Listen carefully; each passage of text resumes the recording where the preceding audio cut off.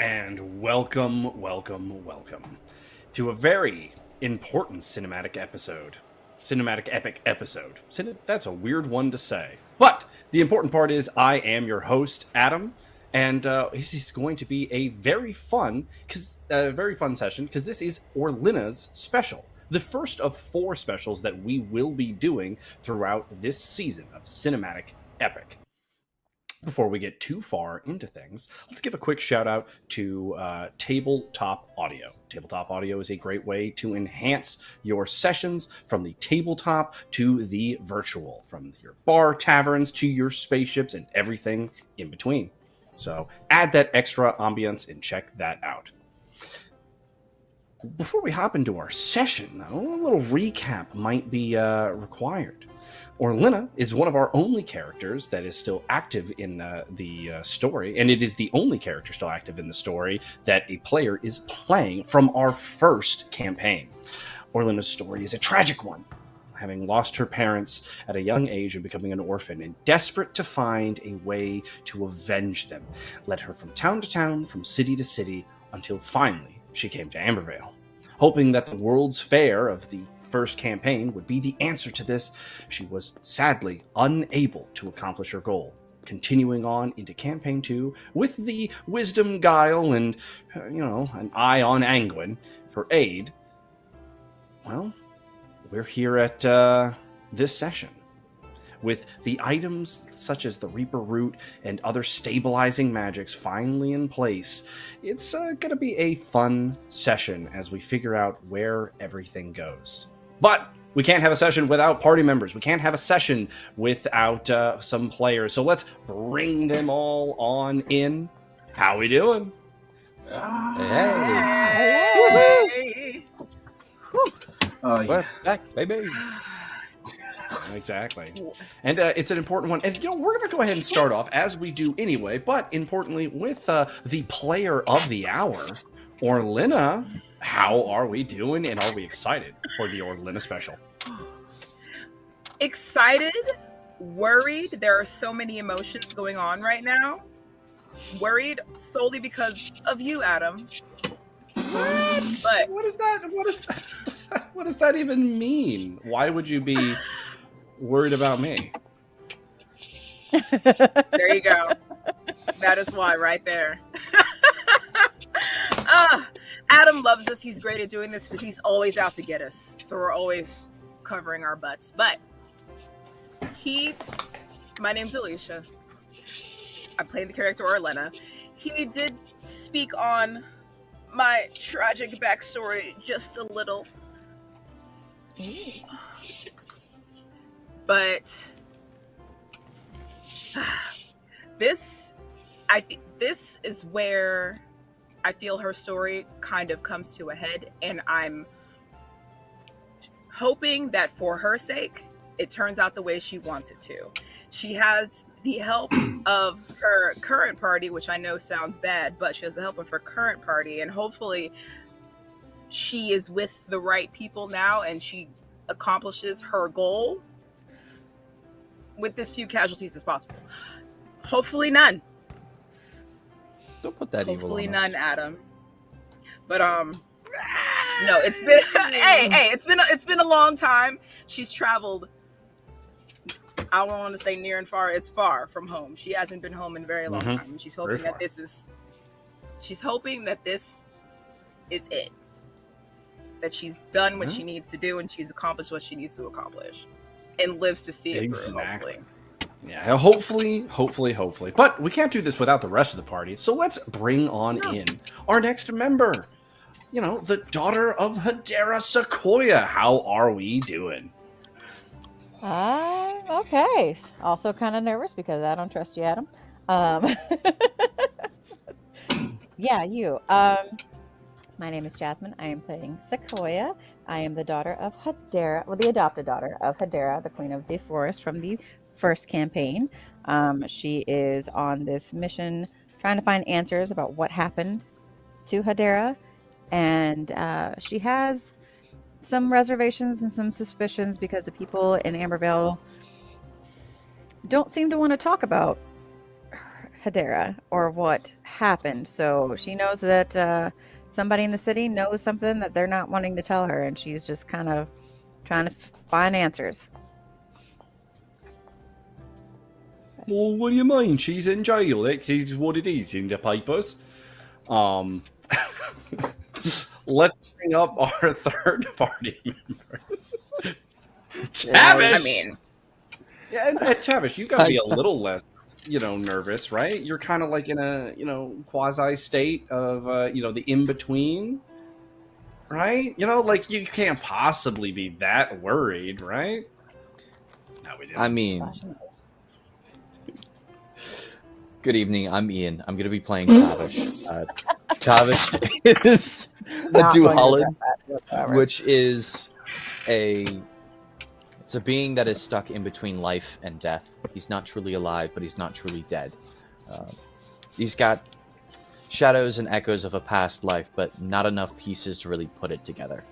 He is here to go into the gray to help Orlenna out, as well as maybe see if he can find his own answers while stuck there.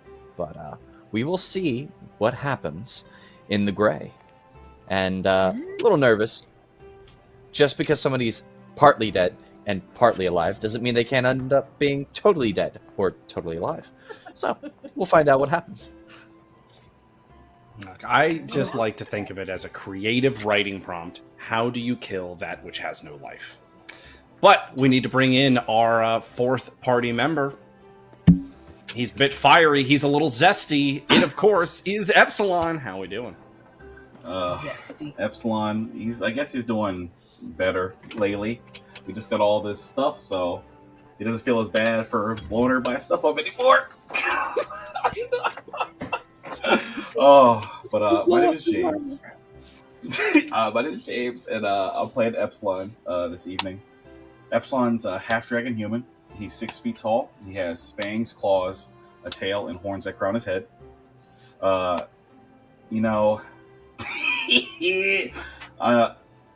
He's feeling better as of late, because last time he did get assurance from his mentor that he'd go get some help getting him to Vice, so that weight is off his mind, and so he can now focus fully on the task at hand. But I feel like this man should be more concerned, just like everybody in real life is, about what's about to happen to everyone. But he's feeling good right now, so we'll see what happens. Hey, heroes are born in troubled times with great deeds and stories to write their way. So, look, if you're not up to the novels and the tales and the bardic songs, are you truly heroic? So, before we hop into our session, a quick little preamble going over some of the rough gold counts. We've got Tavish at 260 with his split of the gold from the cave. We've got Sequoia at 388, Epsilon at 441, though a crippling debt looming, and then Orlenna at 221 after the purchase of the bow and arrow and such. I also have Tavish, Sequoia, and Orlenna all at 1 medium token for their cinematic tokens, Epsilon having used his in the session at Null Hicks during the storm. So, with that preamble all set and the party as ready to go as possible, let's jump in to our episode.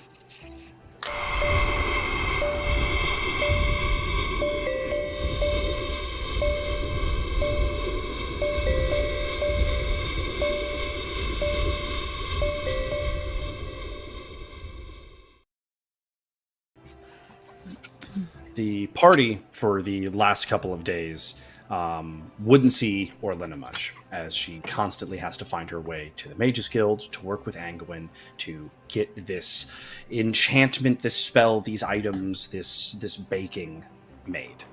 As the party is able to kind of be around Ambervale for a time, Tavish is more than able to experience the city be amongst the truly living for a bit, helping the blacksmith's son find a little bit of a stability in a city that otherwise would have ousted him. Seeing him to the area that Sequoia had been frequenting, which was previously the wives who have lost lives charity, but now is New Sanctuary. From this, found a little joy in a simple aid, simple help.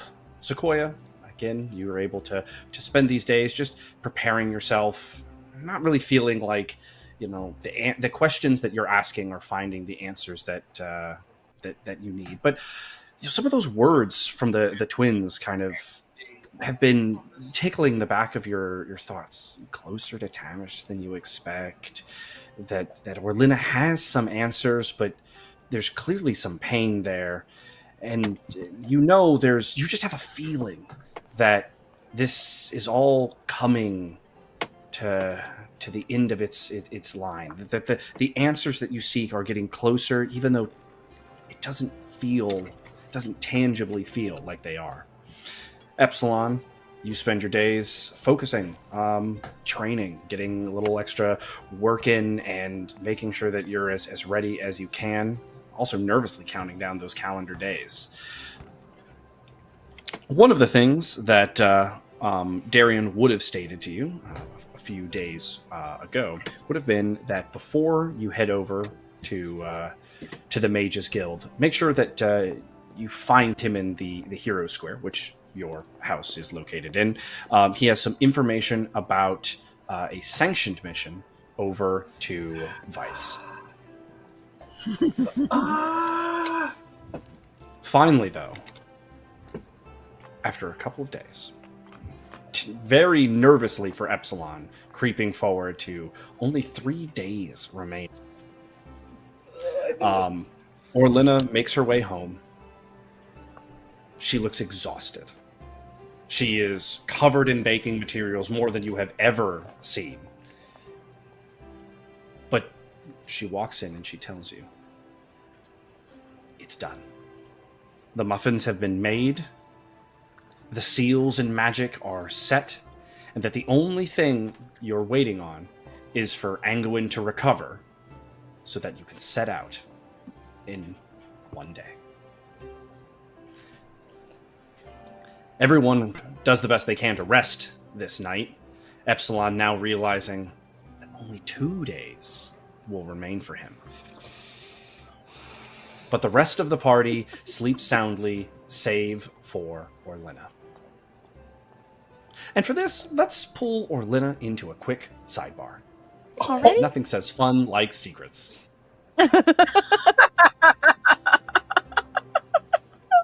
All right. Yeah, secrets One of don't the make troubling, friends, but... exactly. One of the troubling things that you had to bake near constantly in Anguin's his office, his lab, if you will, is that you would glance over into the mirror to see if anything changed. But no, nothing did. You see yourself, you see the party, you see them struggling. You see constant, this horrid fighting, wounds that no mortal could survive, just agonizing screams and yells as you just have to sit there trusting in your mortal toils that this is all going to pay off. Anguin keeps insisting that the mirror doesn't show the future, it just shows futures, and that you're just going to have to trust in your party and in yourself to not see that fate unfold. Though he also makes reference to the fact that he can't see the fate you're seeing, as it's not the one that shows to him when he looks into the mirror. So you do know that he is merely speculating about what you see. And let's return to the party. No, I was going to say I'm over here like... You're over here like, what now? What's happening? Yeah, what's happening? Do tell. I only had one question, but it's okay. And with that, all the party members do take their rest, save for Orlenna, who struggles to sleep. With everything feeling so close, This has been your life's work. And now the answer to it, the culmination of everything that you've been doing, is but one night's rest away. The next morning comes, and for the most part, the party wakes up ready to go. Epsilon with a sense of purpose and a drive to do some heroic deeds. Sequoia, this mixed feeling of helping out a party member and helping out someone who you could almost call friend, you want to call friend, but something feels like it distances you every time that you try to interact. Tavish, the sense of purpose, this sense of almost a sense of vindication, a sense of real progress. And of course, for Orlenna, a life's work coming to fruition. Party, you are all now standing in your kitchen, knowing that within the next 15 or so minutes, you need to head out to the Mages Guild. Dang, I only got 15 minutes. I don't have nothing else baked. You can, so actually on a baking note, you can have prepped that last night when you got home. So let's get a baking roll for Orlenna. Because I'm like, hold up now. Ooh, look at that. Fuck me. Do I get anything else? Come on. You have, you may have one. You have 3 magic muffins. You may choose. What are their order? Do you want them to be healing, 2 healing, 3 healing, 1 healing, 2 damage? What are we thinking? You said damage. My damage. I'm just like, what kind of damaged muffin do you like? Do you mean the? The laughing ones. Yes. Oh, the glaze. glaze. Like, you gonna throw the muffin crumbs on them, and it's gonna hurt them. 2 healing, and the other one is gonna have the glaze. Damage. Throw that damn fucking muffin on them, and it's just gonna burn them like acid. The party would take note that for the first time in almost any of their experiences with Orlenna, she burned from the entire package. It's as if her mind is somewhere else. Only 3 of the muffins that she made come out in any sense edible. Like, are you good? You good, Orlenna? I'm not sure. They're Like poking at one of the burnt ones. What happened? I've never seen you burn something like this before. Today is an important day, and I hope everything goes okay. So I guess I'm a little nervous. I'm not. I might still bring these just so I can throw them at things. I don't know. Oh, I mean, they're hot enough. Thing, to be honest, I was thinking. I was You looking at these. You could really like, do some damage with these. Yeah, this could be a good weapon right here. I could do something with this. You know, maybe Yeah, like Epsilon, if maybe you set it on fire, I mean, it could. You got like. I didn't even think about that. I was thinking like I could crumple them up and throw the dust in someone's eyes or something. But I mean, they're a little hard to crumple up, though, aren't they? Like, I mean, they're burnt. So...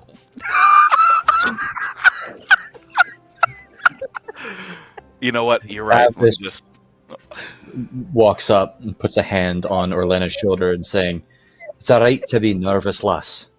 It's all right to feel as if everything is coming around too soon, and that the mind can wander to think about what could have been done differently. You've done your best. We've prepared as much as we can. The rest is up to the gods now." I'd like to roll Inspire for inspiring Orlenna. Let's see it.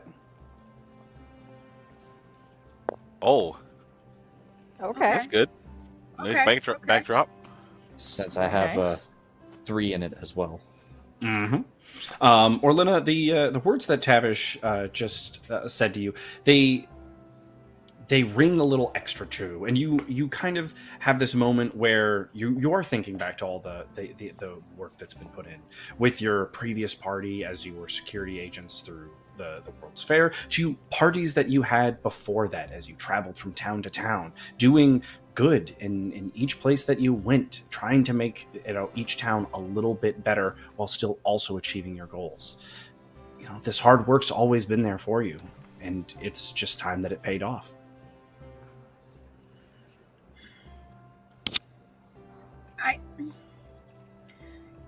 You're right. The only other thing, as I was in the Mages Guild, getting everything together, I kept looking in the mirror, and it still looked the same. So, I don't know. I guess it still looked the same. We were still struggling. It looked like I felt like I was failing. So, I don't know. I guess I'm afraid of failing. So I'm hoping that the mirror actually didn't tell the future. Well, I don't.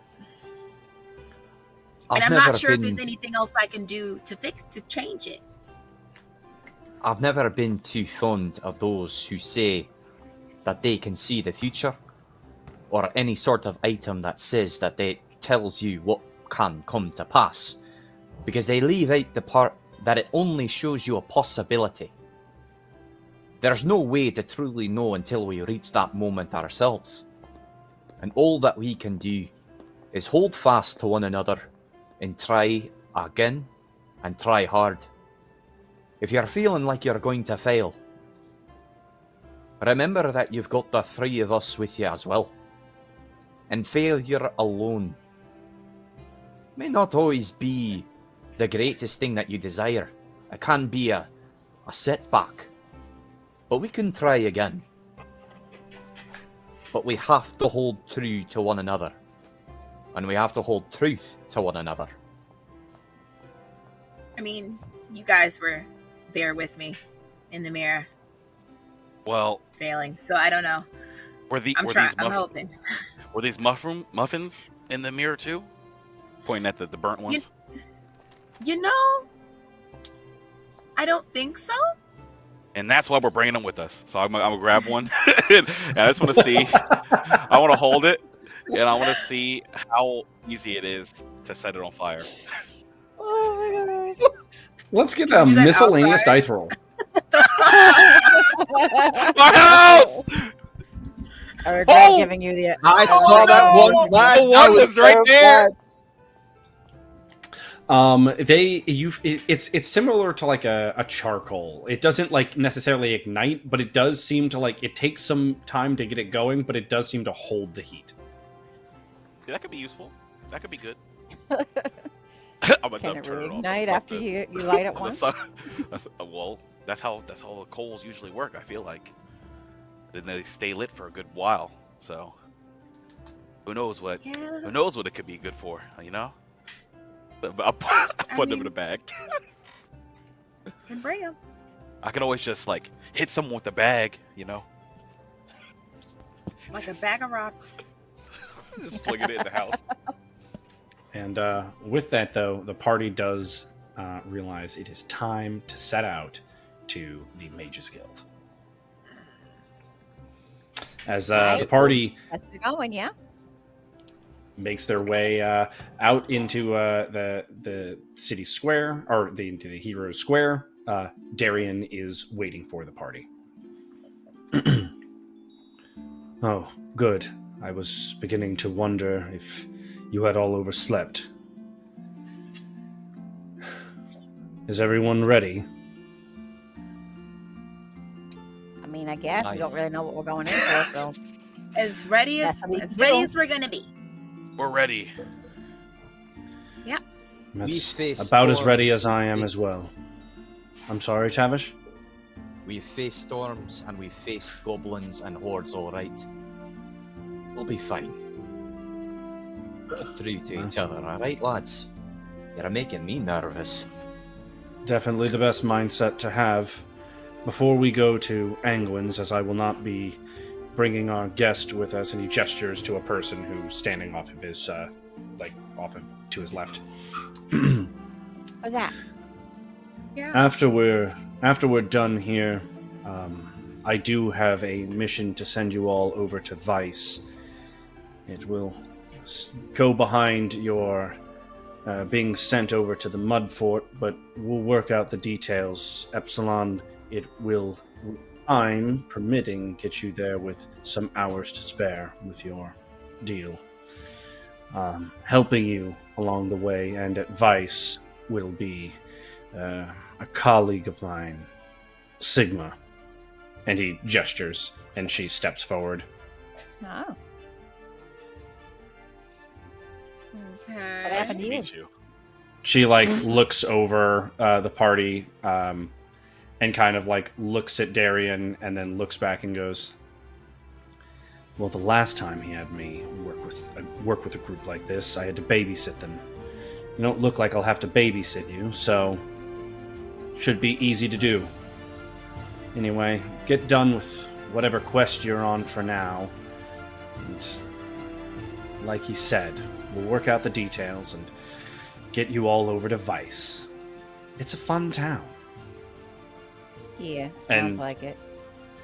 She gives kind of a saluting, goodbye wave and heads off as the party makes their way to the Mages Guild.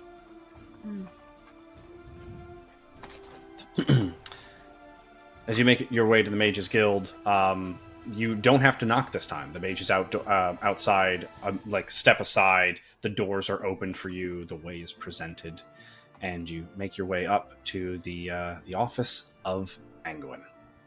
Standing inside, in fact, looking out the window of his office, which oversees the front of the Mages Guild, he turns to the party and goes, "Ah, yes, it is good to see you all. Well, in a manner of speaking, I guess. Let's get the party roll perception." A manner of speaking. Man, it's speaking. I don't like the way that sounds. Oh, Hulk, hold on now. Give me Look something. now, you gotta tighten up. Give me something. I got. Orlenna, as you God. walk in, you immediately fixate on the mirror, and so all of your attention is taken away. Just checking skills real quick. For the rest of the party, you realize there's something off about Angwin. His movements seem a little staggered. He doesn't seem to be moving very smoothly. There's always something off about Angwin. So, right over here, we have our portal, Orlenna. And he points to this portal that is, looks similar to some of the portals that he's made before, but it's quiet. Unlike his other portals, it doesn't reek of the arcane. It doesn't have an energy around it. It's silent. Its rim is gray, and it's not moving. It doesn't waver like the other ones do. This seems odd, in anathema to things that you all have seen. And and he gestures down to his desk and is like, "This will prove most useful to you all. These muffins will protect you." What the In- hell? And Orlenna, you would note that you finished these muffins last night before you came, so over 12 hours ago, and yet the smoke that was around them when you left them is still churning off of these muffins. You would also note that when you left, there were 8 of them, and now there is but 4.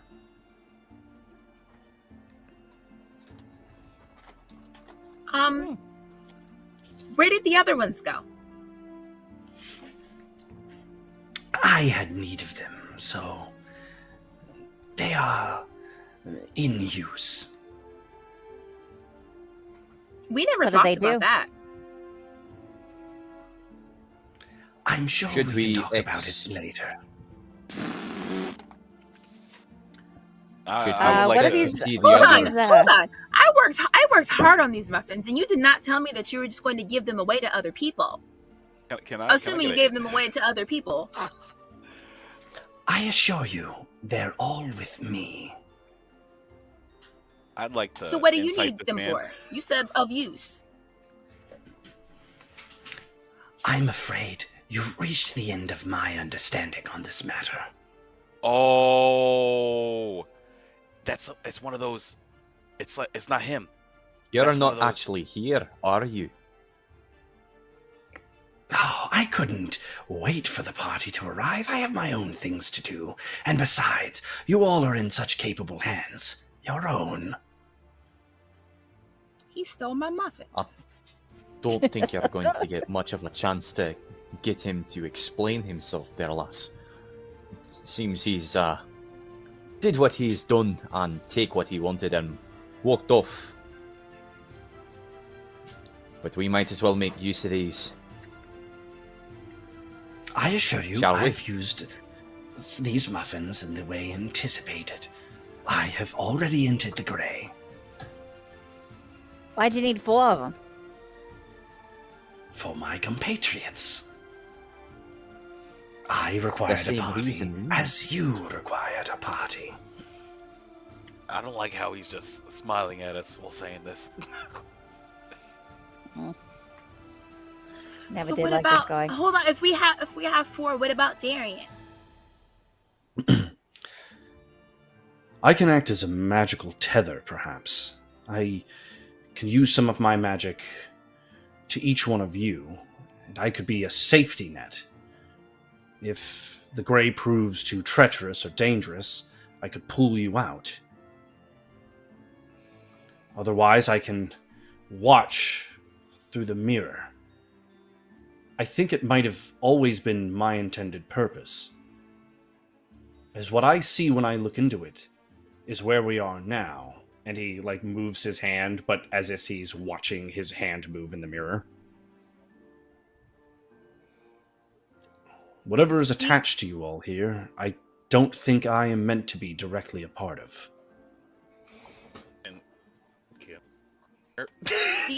Do you know how the mirror works? Not without truly studying it, but it seems to be on some sort of magic based in... I imagine it's crystal from the spires. It seems to echo out a version of fate. Perhaps destiny. Whichever you choose to put stock in, I guess. And it's reading the individual's soul.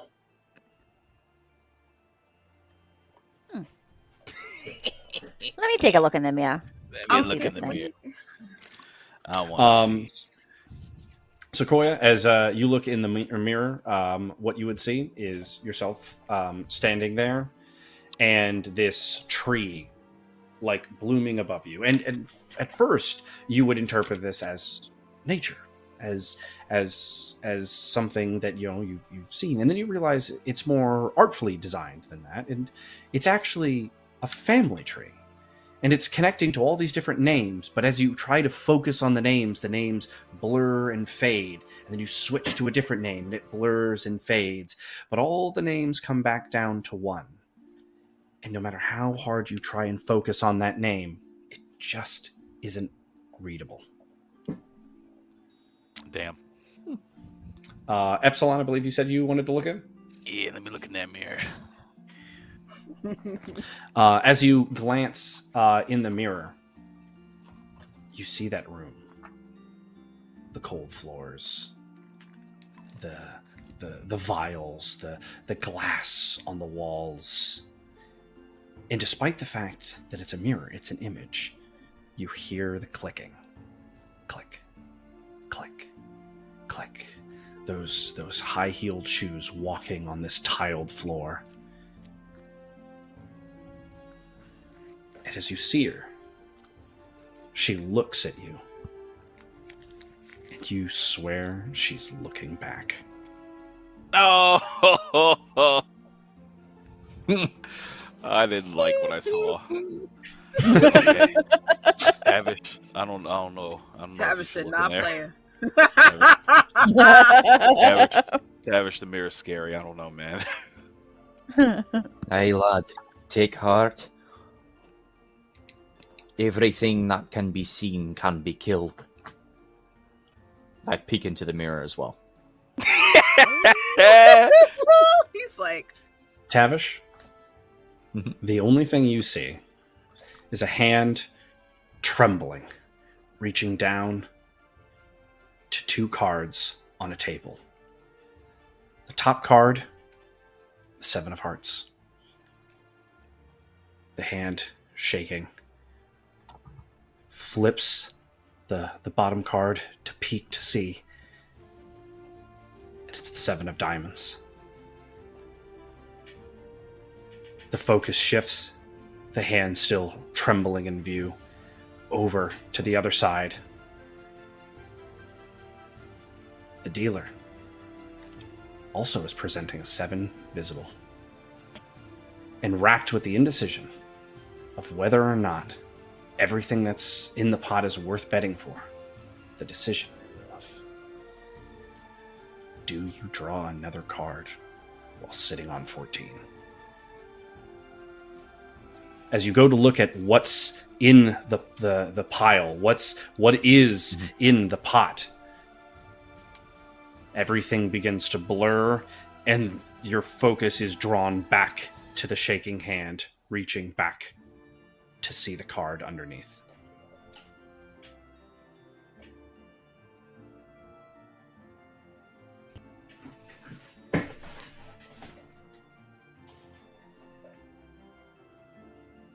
I'm sorry, did you ask me a question? I think I might have short-circuited there for a moment. okay. He's just sitting with the feeling. It was just an odd pause, and Yeah. Tavish is a former Just make it gambling certain. addict or something. Right. Tavish, what'd you see? Was there a scary lady in there? No, lad. Just a rather large bet. Huh. A gamble. And I don't quite remember what was in the pot. Maybe nothing. Maybe everything. Much like how we find ourselves now. We've got to take the risk. So shall we get this started? Yeah. I look nothing ventured. to Orlenna, like looking for her. Like, this is your road. Yep. Sorry, then my brain short circuited. Was like, rodeo doesn't sound right. This feels weird to say. This is your show, Like lass. what? Okay. Wait. One question before we go. Darian, the whole net thing. How would you know if we're in trouble and need extracting, I guess you would. Yeah. My vision into the mirror seems to just be what's happening before us now. I see each of you looking into the mirror, so I'm hoping that it will follow you into the gray. Ultimately, though, I don't know. I will just also have to trust. Well, just know, if you see me look up and look like I'm yelling your name, that I need you to take me out of there.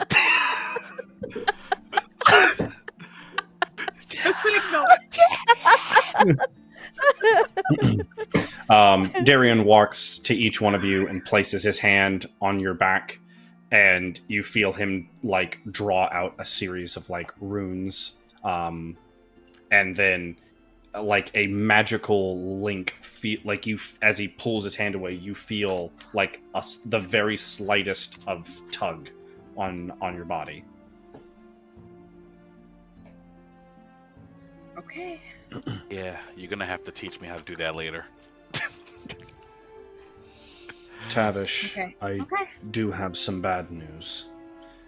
I'm going to anchor as best I can to your armor, but I can't connect my magic to you, as I believe your soul isn't as intact as the others. It's.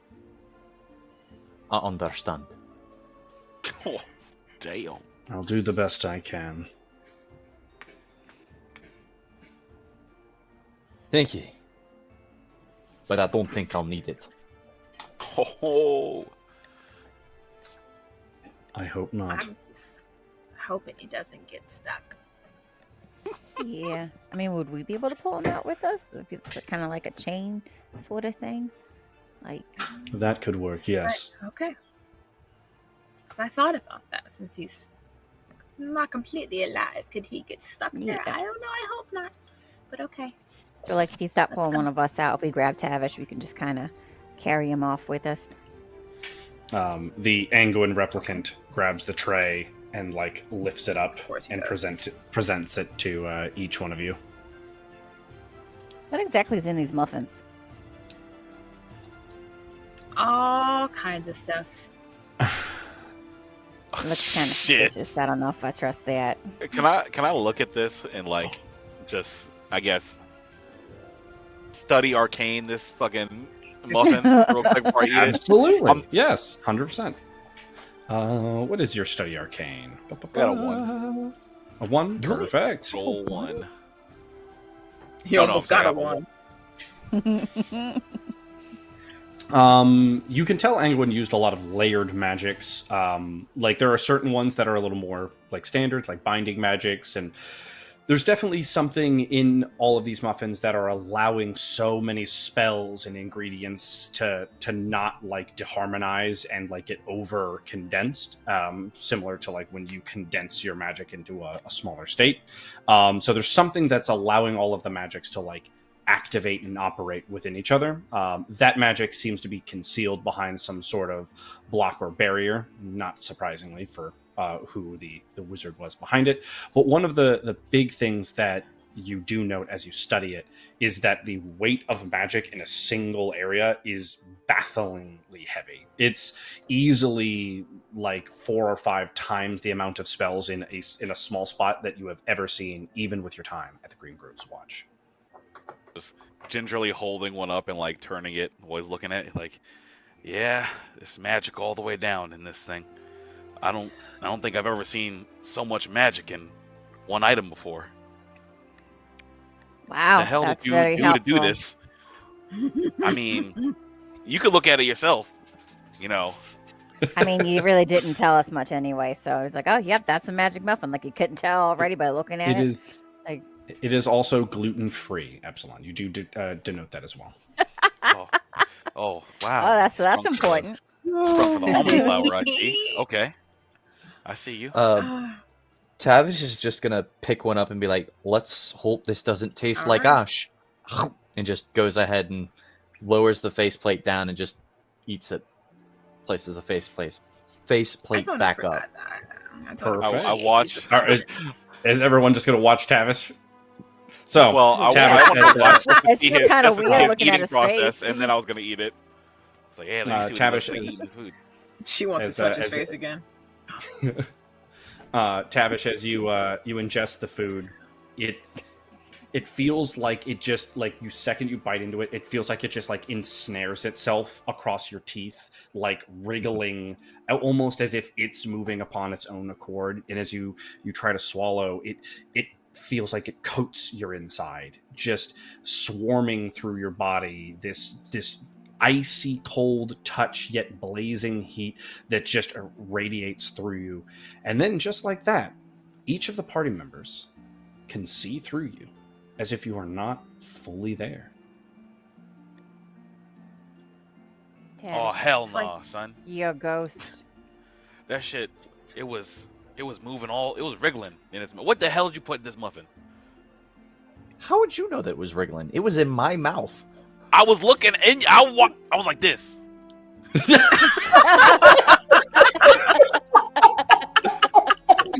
If that's the think I'm case, not gonna look? Travis is gonna put his hand on your face and be like, "What are you doing, lad? Get away He'd from have him!" mushed you out the way.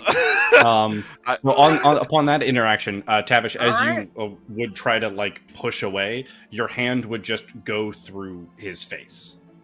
Oh my god, that's gotta feel so weird for you. All right. Oh! Tavish, you're a ghost. Aye, and the rest of you are still got your corporeal forms. Or am I doing this alone? Hurry Alright. up! Okay. It's my turn. All right. I It's the only way we're gonna wanted make to it. see what It's happens the only way first. we're gonna make it there. As a- each a one water. of you ingest the muffin, it's you that same feeling. It like slithering, wriggling, pushing its way through your teeth, down your throat, coating your insides. This freezing touch, this blazing heat, until you too can just see through your hands, as if you are not fully there. What about all my stuff? Your stuff comes with you. Is it also invisible? Because that won't help me. You're not fully invisible. You can like, it's as if you're like You went Danny Phantom Faded. mode. exactly. Yeah. It's phantom. Danny Phantom. Yeah. Okay. Okay. Going ghost. I'm going ghost. Come on, man. Cartoons, man. So, the party, do Come they over approach the here. portal? Just 14. That's Yeah. Oh God, I just have a question. Roll. I'm over here like I don't know. I have no idea if any of our weapons are gonna work on these things in the gray. But do I have like 2 minutes just in case to try to change out the string on my bow? know. To the other one you bought? Yeah, Yeah, that's fine. That's totally fine. the luck one, Yes. There you gonna need it. because you never Gonna know. need it. Okay. All right. As the party Let's enters the go. gray, the replicant Angwin looks over and goes, "Good luck." I don't like Yeah. that. Shut up. I don't like you. Tell Angwin I said that when he comes back too. Ooh. He takes I a don't note. like him. He takes it.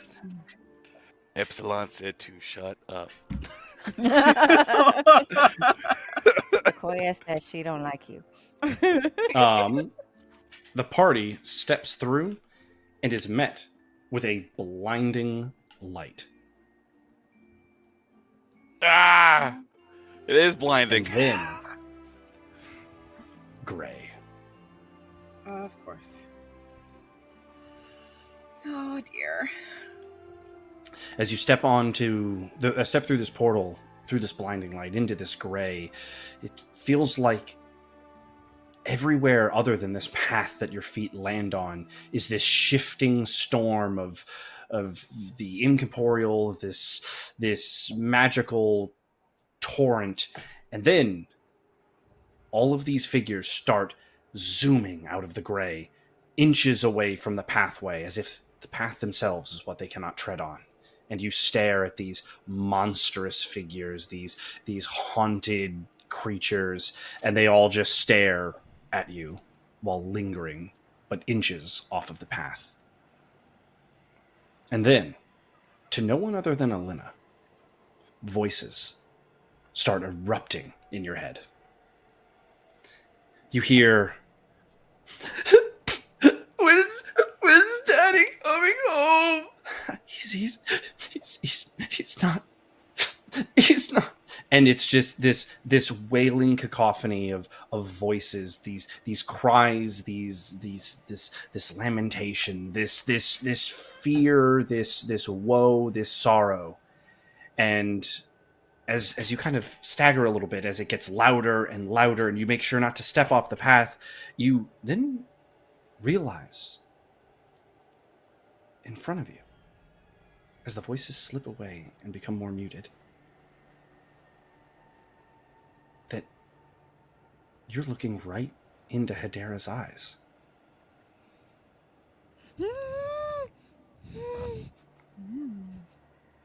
Everyone else in the party watches as Orlenna covers her ears for a second, staggers about, and then seems shocked. But to the rest of you, there's nothing here, save these wraiths on the side, but... Oh,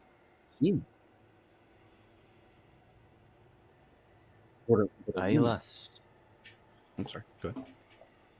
Aye, lass. Are you alright?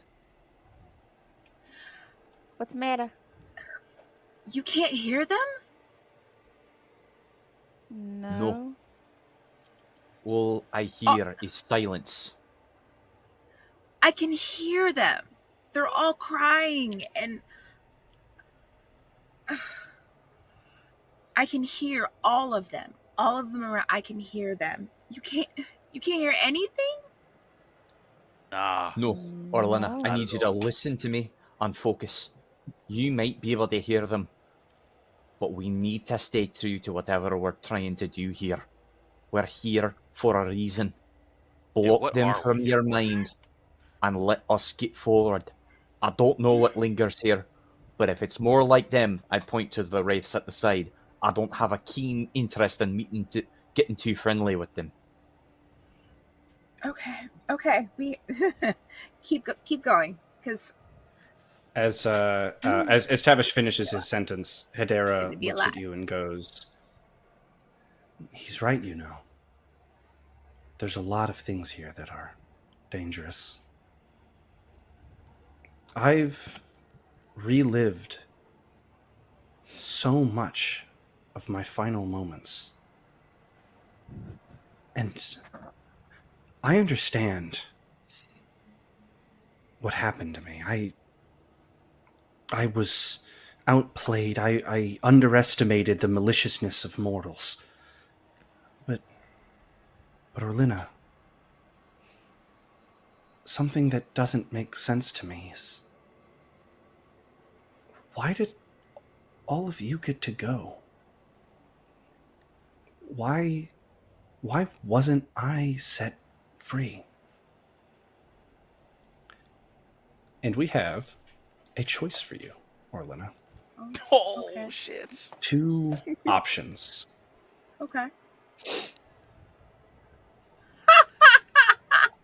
Ah! I only get 2 options. Yeah, boy. Hey. What you gonna tell her there, Orlenna? What you gonna do? Okay. The only question I have about these 2 options is, do I get to stalk, or are you gonna tell the story? So long as what you say is that stays true to what these 2 options are, yes, I will let you do the talking.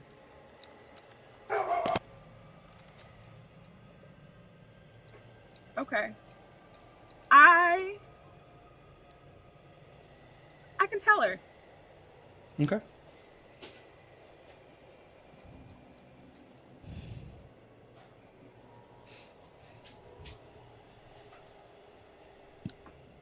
All you. You said what happened. You know that I was in Ambervale. Do you know why I was in Ambervale? You were trying to avenge your parents. There was something important to you, though the specific nature of it is lost to me now. Yes, I was trying to avenge my parents. That's why we're here. That's how we got here. When I went to the Church of Wanting, I feel like, I don't remember if I told her. I feel like I told them about the contracts, but whatever. Mhm. When I went to the Church of Wanting, the contract that I signed, that where I asked to get what I needed that I needed to get to where I needed to go to avenge my parents. Mm-hmm. When we were all in jail, when Angwin came to us, he had what I needed. And I felt in that moment that this was the contract that I needed to complete. Now, the only way I could get it is if I got out. He convinced me to tell them that that I didn't do anything, because he said that, I don't want to say that it would be easier. I don't think he liked you very much, and I know that's a lie, but he made it seem as though that Ambervale still remembered a lot of bad things that happened before, and that if they said that you did it, that they would believe you, that they would believe it, because of, I guess, bad memories. I don't know. So I was convinced to tell them that I didn't actually do anything wrong. That I was in a way forced to do it. And in the end, we ended up getting out, and you ended up staying there. Now,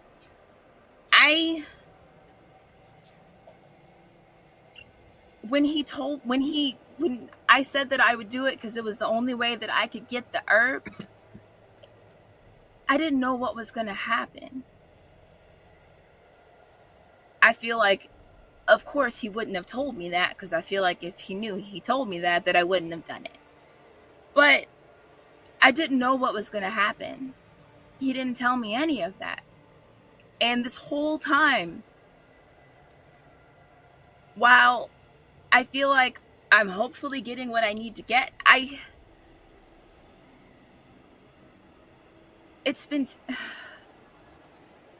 can't be completely happy, because it was was terrible. I've traveled with many different people throughout the course of this journey, and I've never felt bad about anybody leaving me, because they left me.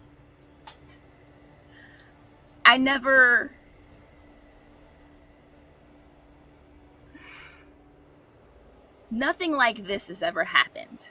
They left me because I was still on my journey, and they didn't want to help me, so I let them go. That's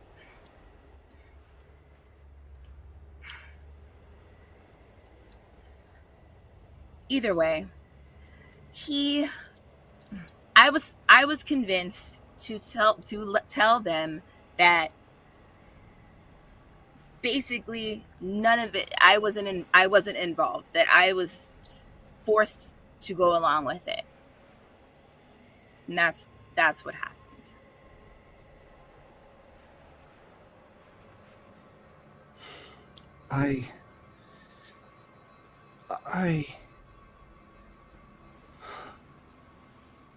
Oh, Orlenna, I want you to, and the spectral image of it, of this Hedera, shifts away, and all four of you see an old man walking down the road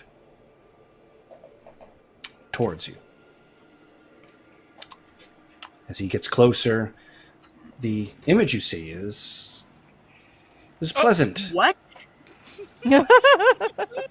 He does not look pleasant, let me tell you what. Stranger danger. Oh, yes. Could I ask you travelers what you're doing here in my home? Is he a ghost? If he doesn't look like he's a ghost. I don't know. Ghost, no. I have been called a great deal of things. Tall man, a shepherd at a time, and those religions fearing death more called me the grimmest of reapers. But I like my new title most of all. Curator seems more apropos to what I do. What do you curate? What is it that I you curate the souls that come into my home. It is also known a great deal of names: the Hollow, the Dreadwalk, Purgatory. But again, its most recent name seems most fitting: the Grey. Not familiar with each of your souls, and some of you seem to be a bit lacking. So perhaps I need reminding of deeds rendered. So please, tell me who you are and what you've done. What the hell? What do you mean what we've done? I am Tavish. And your It was a deeds? name.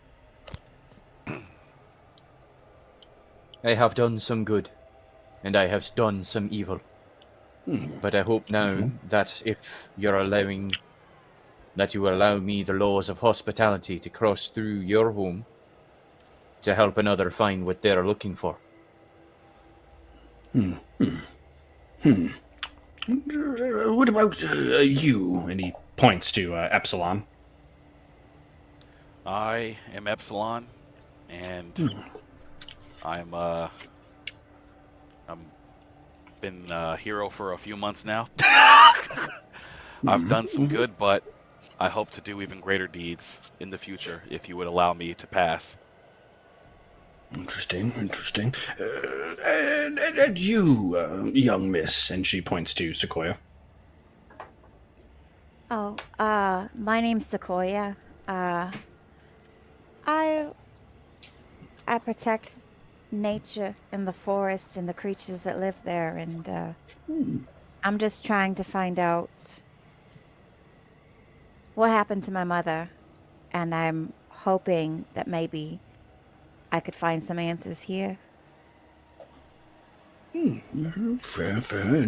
And how about you? Me? He gestures to Orlenna. Me? I'm Orlenna.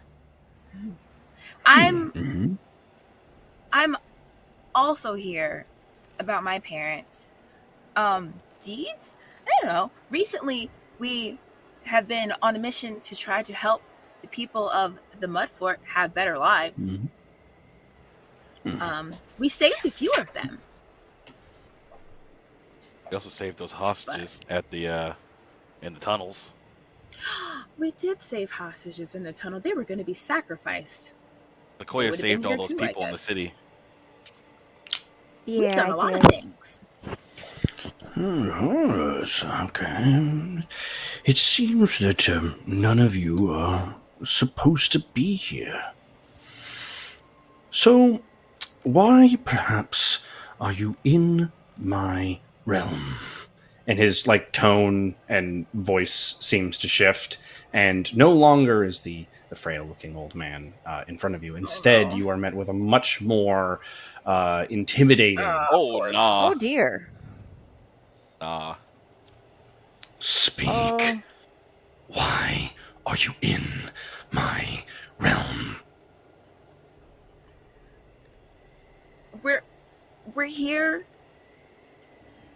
to try. They're here. They're all here to help me avenge the death of my parents. And how does that bother my realm? The thing that killed them lured us here, essentially. So we had to find a way to get here. What thing? I'm afraid I don't know what it's called. But Describe it.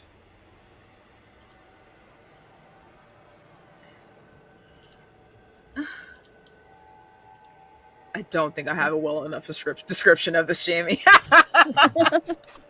You can. There you are. I'm like, This would be what? this would be an image that is burned into your memory. Yeah, that's the thing. you- That I know, You may but- use this. You may use this image for your description.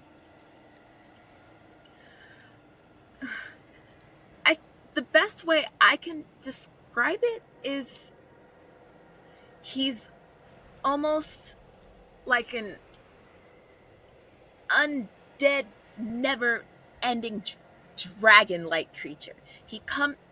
He would always come at nighttime, almost always in my dreams. I didn't think he was real until he was outside of my dreams. That's where I know your soul. You're their daughter. If you're truly here for those three, I perhaps could let you pass. Oh God. But know that I'm getting very tired of all of these intrusions in my realm. The count is up to... what, 11 at this point? 11. It's too many. What do you mean? What do you mean 11? 11? Who else is here?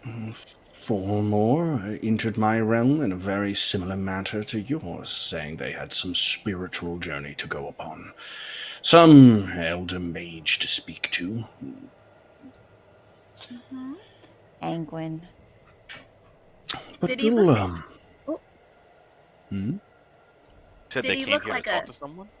Did he look like a 3-headed snake? He bore a robe with 2 snakes upon it, yes. Okay.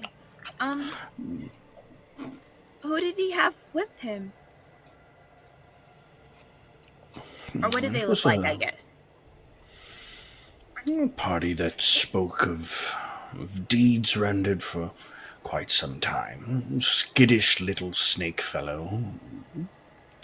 A younger man.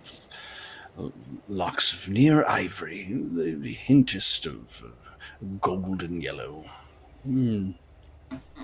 And a woman, not too dissimilar from the fragment I do believe you were just talking to. Who are you talking to? Yeah, who were you talking to?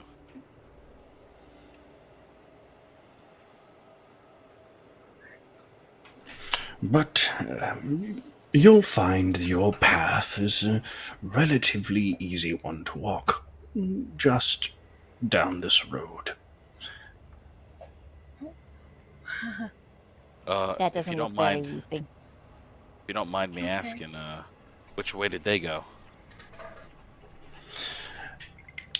They had a much more perilous task to do, having to travel through the roads less, well, traveled. And he just kind of points out into the howling gray where those spectery spirits like loom and like slice through the air. And you mentioned there's 3 other intruders as well.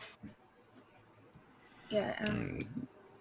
The 3 that I do believe you seek.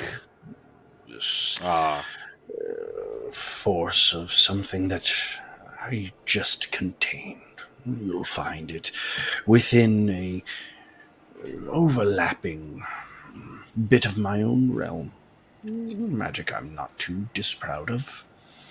This creature was something old, something foul. Definitely something that does not belong in my realm. Living or dead, it would never have come through my curation. But wait. Okay, go ahead. Hmm? I'm sorry. You said that the 3. Do you mean what I'm looking for in my parents?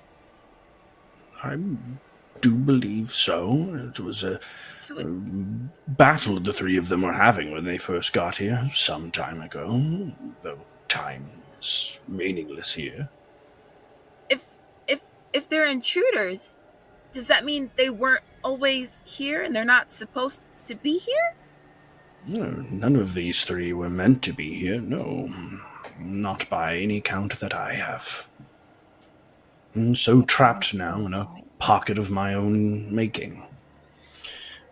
But this is now cutting into the time I have for much curation, as you see. And he gestures behind you. There is like a line of souls and like basically people gathering behind you. And my tireless work must continue. So please, let this Reaper show you the way. Oh Lord. He is Sure. Alagorath. He is one of our more kind recipients, and he will take you along the path. Oh, sure. As it just looms there, it doesn't seem to breathe or like articulate in any living sense, but you feel this just like And get these goddamn Dementors out my ear! I Not turn Dementors. I turn to the old men and say, "Thank you for the kindness that you have shown us. We hope to not tread here any longer than we must." I would greatly appreciate that. Though for what it's worth, Tavish, I do hope that one day I do get to see you, and, well, your predicament is remedied. And he, like, kind of, like, claps the shoulder of your armor. It's always a tragedy to see. A true, true tragedy. And he begins walking, like, past the party to the rest of the group. Damn, Tavish. Maybe you should have asked him about your predicament. He seemed like he kind of knew something. Maybe we'll have time. Maybe if you Maybe had we'll have more time later. Yeah, maybe we'll I have time don't later. I don't know. imagine that Alagorath has the time to spend with us. We should get going. We came here for a singular purpose. Let us cleave to that truth. Follow me. And Alagorath begins floating down the path. You know what, Tavish? I respect that, but Okay. one of these days, you're gonna have to do some good old self-care, my boy. I don't know. You can't just keep ignoring your needs. It's not right. Normally, We're- I would we're instruct following. you all to follow closely. But it seems whatever magic brought you here allows you to see the paths. So I shall just bear witness to your travels. As he floats, like, down the path.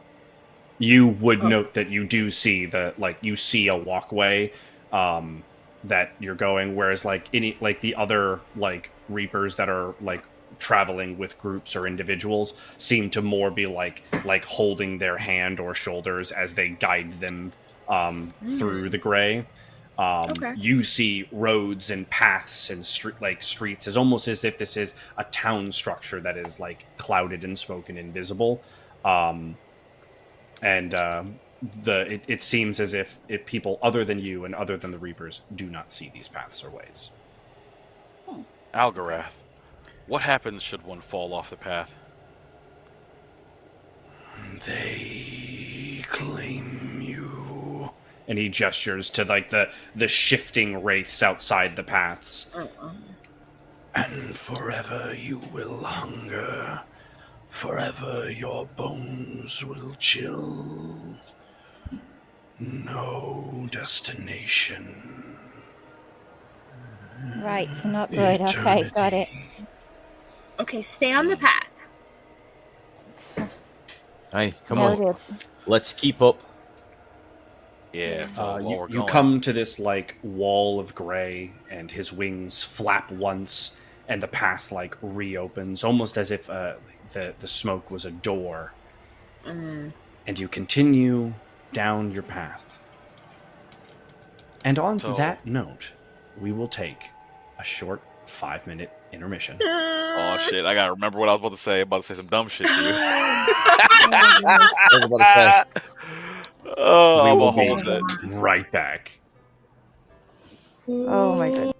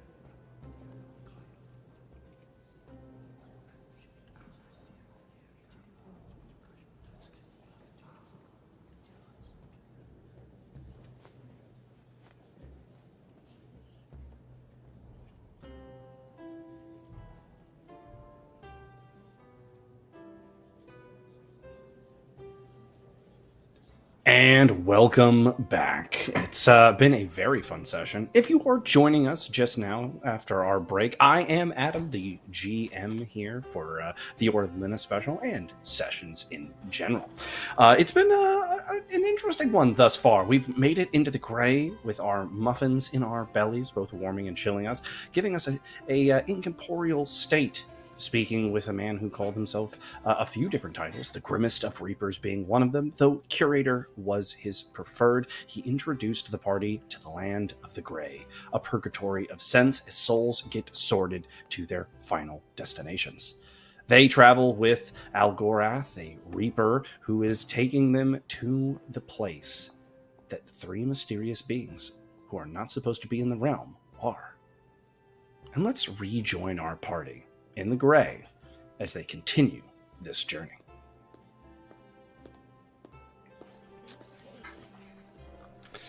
As the party continues down the path,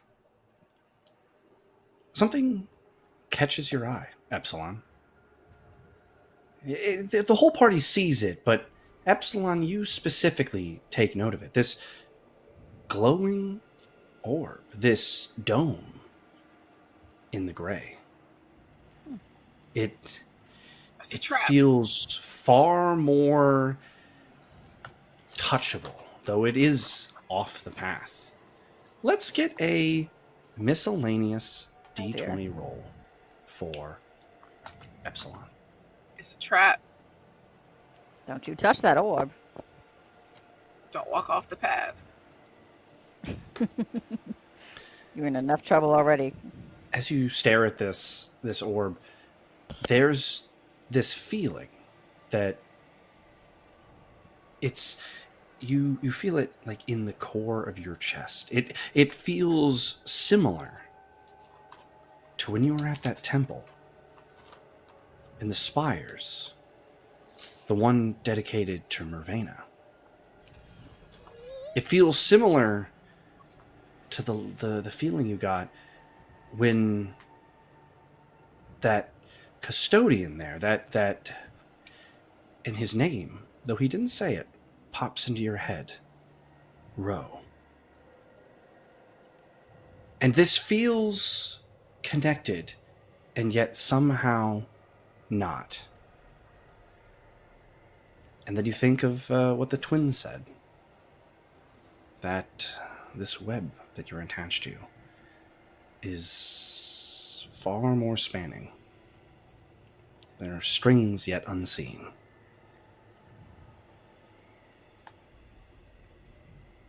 And then you feel yourself kind of, and you realize that you are on the utmost edge of the path with Tavish like reaching out like to like kind of hold your shoulder a little bit like, what are you doing? And both Orlenna and Sequoia, you hear their voices like, you know, it's like a trap or something. Like, what do you, like, step back? What are you doing? Aye, Hey. lad, don't get too close to the edge there. We might be able to see that, but that doesn't mean that we can change back. That if you step off, we can't grab you. Yeah, what do you think you're doing? You know the rules. Said I that told you. he just said that they'll claim you. They're trying to claim you. It's a You trap. just look. I just imagine you look down and you can see them like. Right. You're right. Step more. Wait, hold They're on. trying to claim you. Oh shit. Oh, Hey, God. lad. Epsilon, what are you I'm back. doing? You've got a long. You've got to stay alive if you want to have that life of glory, lad. It's just seeing into my mind.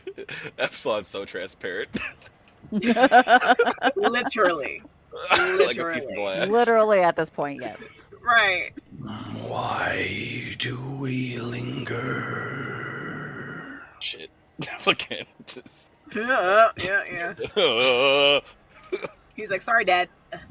Oh,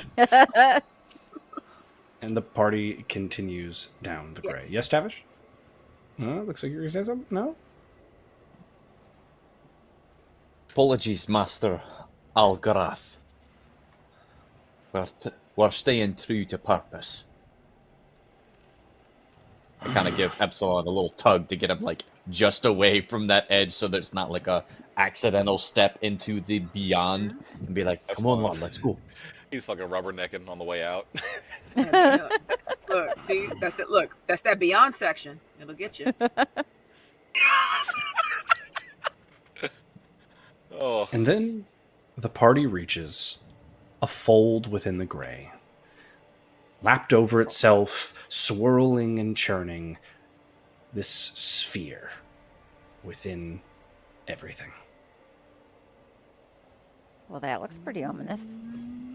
And Algorath gets to the edge of it and then ceases to move forward, and he steps aside and presents it to the party.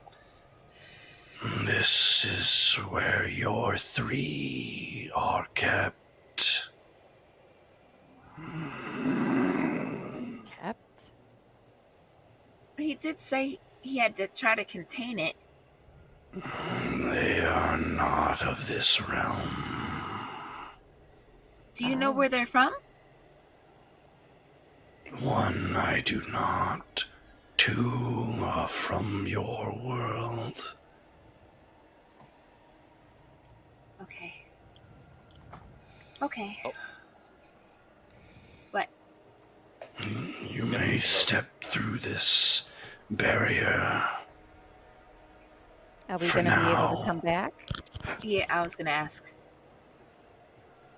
Provided you survive. Oh, well, okay. Orlenna, this is I guess this is the moment you've been waiting for. Oh. Okay. Here we go.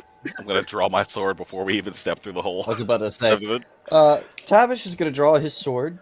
He's gonna look at Algorath and be like, "Thank you for leading the way.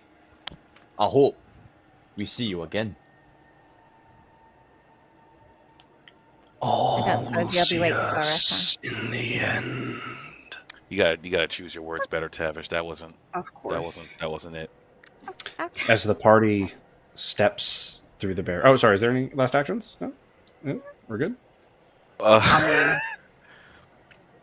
mean, As the party Wait, readies themselves. Am I able to use my magic down here? I was gonna it's do that cinematic earlier. epic. You're always welcome to try. It would be a good idea to do a little check. Let's do a little There's magic no check. there's nothing living here. So what could Always welcome to try. As the party prepares themselves, swords, daggers, bows in tow, and you step through, the barrier feels like a freezing mist. For a split second, it feels like you're being ripped in a direction, and then you step through, and it's as if there was no force put on you at all. What you see, though, Orlenna, is this shifting realm of, it's almost beautiful in a way.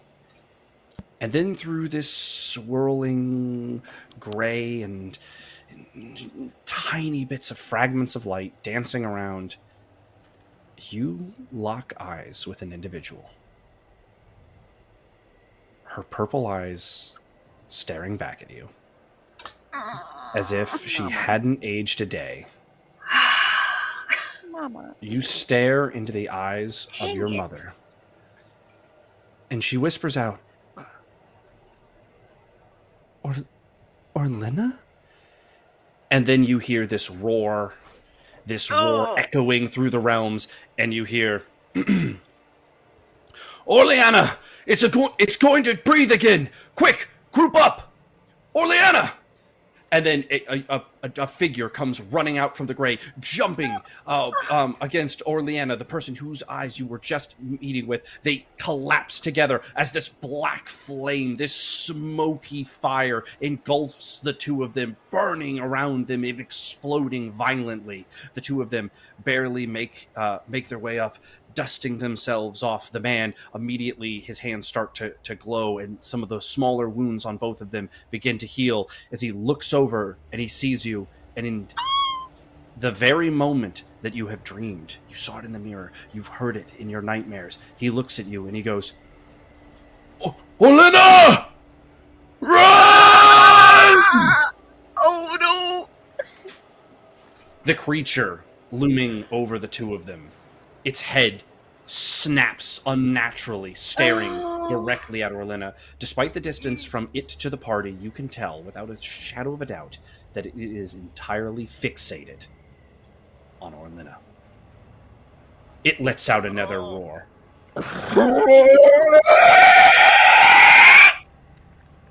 And it takes unholy flight towards the party.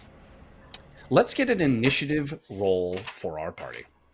Yay! Ooh, Christ! Oh, I got a 1. Oh my God! Someone's dice was under my dice. Bruh. Yeah, Oh, you no. clacked mine and caused me to get your bad luck too. What is this? Hey man, What is this those are the bad? sponsors. 13, by the way. I do apologize. 13. I'm slow, apparently. What was Orlenna's roll for that? Do you Got remember? 13 13. as well. 13. 13. Orlenna Yeah. and Sequoia both got 13. 13. 3, Yeah, 1. we both Travis got got a 3. Epsilon got a 1. In this encounter, there's a special rule in play. Oh, nah. Our monster is what is known as an epic enemy. Epic enemies get to take their turn, and then after each player turn, they get to take a minor turn. This minor turn has more limited actions than its primary turn, but it does mean the players will be having to respond to a lot more during the encounter. Awesome. This creature also starts at an initiative of 20. That's some Love shit. that for us. Wow. Okay, here we go. Its first action is it is fixated upon Orlenna, and it is currently in flight about 20 feet off the ground, or the gray, if you will, towards Orlenna. Right now, the party is grouped together. It is currently directly above the parents. The parents will always be taking their turns at the end of all player turns. Since this is the Orlenna special, we will grant Orlenna the tiebreaker, and Orlenna will have our first action. So, Orlenna, you go first, then Sequoia, then Tavish, then Epsilon. All right, So, I just have one Orlenna, question. what is your first then. action? So, Mhm. where you said they're directly ahead of us? How far away are they? The creature's a little closer to you, so the creature would probably be about 40 feet away. They'd be probably more like 50, 55. Because it is over them, but the creature is rather large. Okay. And he's coming toward me. I feel like I would. In my mind, I feel like Orlenna would try to run to try to get away from the group slightly, and then hopefully when the creature gets closer, try to like roll to dodge and like roll out of the way. I'm trying to avoid getting grabbed first thing. That Okay. sounds Get awful. yoinked up off the ground. Right, like immediately. No. So let's get a roll to we'll call this an athletics check as Orlenna begins to make distance away from the party. So let's see an athletics check for Orlenna. Oh, look at that! I actually have something in athletics. Look, Wait, it's a 2? I was good. Look at me. It is a 2. Orlenna, you turn and you begin to run, and as you run through this odd version of the gray, you realize there are like rocks and small trees, though they seem to kind of like appear and disappear as you run past them. You do make some distance, so you are closer to where you were 40. You are now closer to 65-ish feet away from the creature. And you are separated by about 15 feet from the party. So like you are making away from the monster, away from the party currently. I'm over here like, do I have time to try to get a shot off? I don't know. Absolutely. Yes. So that was your movement action, so you 100% have a combat action. Yeah, that's what I would like to try to do. Let's see it. An attack roll onto our creature. Oh, bitch. Oh man. And you are not allowed to use mastery on crit failures. Yeah. Orlenna, No. as you look, you grab an arrow and you look back, you realize that you've had this exact moment as a child before. Not with this particular creature, but the feeling of being out in the forest, and then it got a little darker than you were expecting, and running through the woods, swearing that something was chasing you from every branch, from every tree, and every rock. As you look back, you like have an arrow, and you like let it loose, like as you in your stunned moment. And we're going to roll a reaction check for the 3 party members that we have. So let's get a reflex check for our 3 party members. Mine did not look very good at all. Okay. Not the best. So with that 18, Tavish, I will let you decide. You will be the commanding player in this role. Would you step out of the way, or would you step into the way of the arrow? So she I loosened dropped it the and arrow. let it fire, or did She drop the arrow? she like pulled the arrow, and then like it wasn't like at full draw, but like something like captivates her, and she looks, and the bow that she was pulling up to aim is pointing towards the party, and an arrow has been loosed in the party's direction. That was that one. I would step into the arrow. I know that I have the strongest, am probably actually the only one in the group with armor on. So, all right. So we will get an armor check for Tavish here. It shouldn't be a hard one. Beating a 1 shouldn't be too crazy. But let's see on that D10 Right. if Tavish, if we get another 1. It's fun dice rolls, right? Okay. Fine. Okay. No, Tavish, you're easily able to step into the way of the half-drawn arrow, and it like hits your armor. It sparks, and something that you're not used to in your new armor, as it has not been battle tested yet. You see just this hint of color kind of radiate off of the area that like was made contact with, and the arrow hits the gray and then just sinks through it.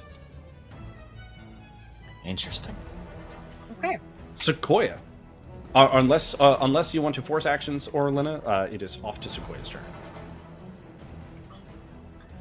Oh my goodness.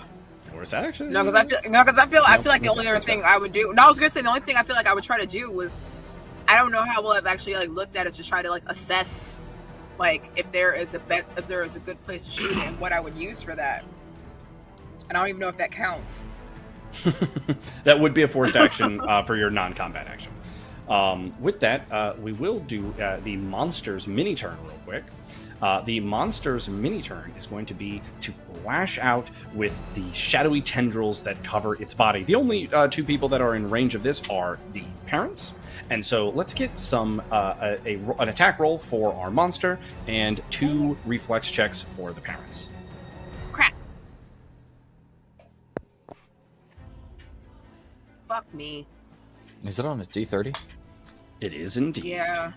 Yeah. Okay. All right, 23 is a good number. Let's see how the parents do. Let's roll for mom first. D20, yeah. Oh. Okay. Not terrible, but shit. Mom's name is Orlenna, by the way. Put some respect on her name. There you Ah. go. He was shouting it. Yeah, slip of the tongue. The tendrils, as this creature is flying, they lash off of its body. The parents, they try to stand up. Your father gets his arms like wrapped up, flipped and slammed into the ground, interrupting the spell that he was previously trying to cast. Your mother, who was rifling through her bag for something, gets tossed aside and slammed into a rock. The creature continues on. Sequoia. Dang it. Okay. I want to attempt to draw on some of my magic, like not the nature magic that I learned from Hedera, but the inherent magic that I'm unable to control, that I have been unable to control, because I don't really particularly know what like the source of it is. So I'm going to try to draw on that and attack the monster. What is the flavor of the attack that you're trying to do? Paint me a word picture. So I'm picturing like some kind of like fire, but also not, but like it's just something that's just very chaotic and it's like an electric energy field that just kind of shoots What color is it? to try to like Good question. What color is it? purple. Purple. course it Perfect. Let's get a roll. And let's see here. What is your? So this is not in your Earth magic. So this is an unmodified roll from our Sequoia. Yeah. Damn, put your back into it. Yes. Put your back into it. Holy crap. Shit. Come on. Oh. As you begin to Give me cast something at first you find yourself in a level of dismay as you look around and there's not like a tangible nature source. You think to your own magic. You know, you haven't wielded it in quite some time, but as you watch this creature barreling towards Orlenna, something in you, as these tendrils wrap around her mother and slam her against the rocks, just, if you can't fight for your own mother, you at least She can don't like fight that. for hers. This bolt of fire, no, lightning, Epsilon, as you watch it, you're confused with the magic source. It feels a touch divine, but there's the hint of the arcane there. But one thing you do see similar to this moment is, for a split second, you see the Sequoia that was standing above you in Nulhix. You see that redirection of energy off as this arcane energy trickles across her body, arcing off of her shoulders and like vibrating across the ground. This bolt of fire lightning energy strikes the creature, smashing into its shoulder, bashing apart part of its shadowy form. You do watch as these shadows begin to like shift and like reconnect to each other, but the creature is taking out from flight, landing on the ground. It looks at its wound, and then it ceases to stare at Orlenna, and instead now looms and looks over Sequoia. You're a smaller target. It's gonna be harder to hit you. We got it. A little headway for me, man. Do you have any movement actions that you would like to do for your turn, or forced actions? You haven't moved yet. I have not moved yet. You can move. I want to try to move towards Orlenna since it was initially going towards her. Okay. I want to try to kind of like guard or like just prepare for like, I don't know. No, totally fine. You make your way over to her. Do you have any forced actions, or is it time for mini turn part 2? I want to try to like shoot another sort of like energy field out towards the monster to kind of just confuse it as it's trying Okay. to like reassemble. This will be a forced action. We okay with that roll? Yeah. Yes. Perfect. Let's see a forced action roll. Oh, you rolling hot though. Look at All you. right, all right. Epsilon and Tavish, you see this like arcane static, this like kind of embery like substance float like past you, and for a second you're both kind of like, and Tavish, you especially, like, oh great, a caster is putting magic near me. This has always gone great. But the magic seems to lift itself away from both of you and is like around the creature, and as it moves and touches each one of these little bulbs, they like explode and flash. The creature is going to lash out yet again. This time, the entities in range are Tavish and Epsilon. So first we will see the attack roll at the two of them, and then we will roll their armor values. Okay. 17. A hardy number. So first, let's get some armor rolls for the two of them. These are going to be D10s plus their armor rating. So Tavish is a... Okay. Damn. Mm-hmm. So, the two of you, Tavish, like the tendrils come and they wrap around your armor. You're like beaten. You're pushed around. No major injuries, but like you're taking some hits. You're this thing, even in these like extra limbs that seem to come off of it, like they pack far more of a punch than you kind of expected them to. Epsilon, you're able to keep them away from like grabbing into your arms and like doing what you watched happen to the parents. However, you are also like smacked around and hit quite a few times.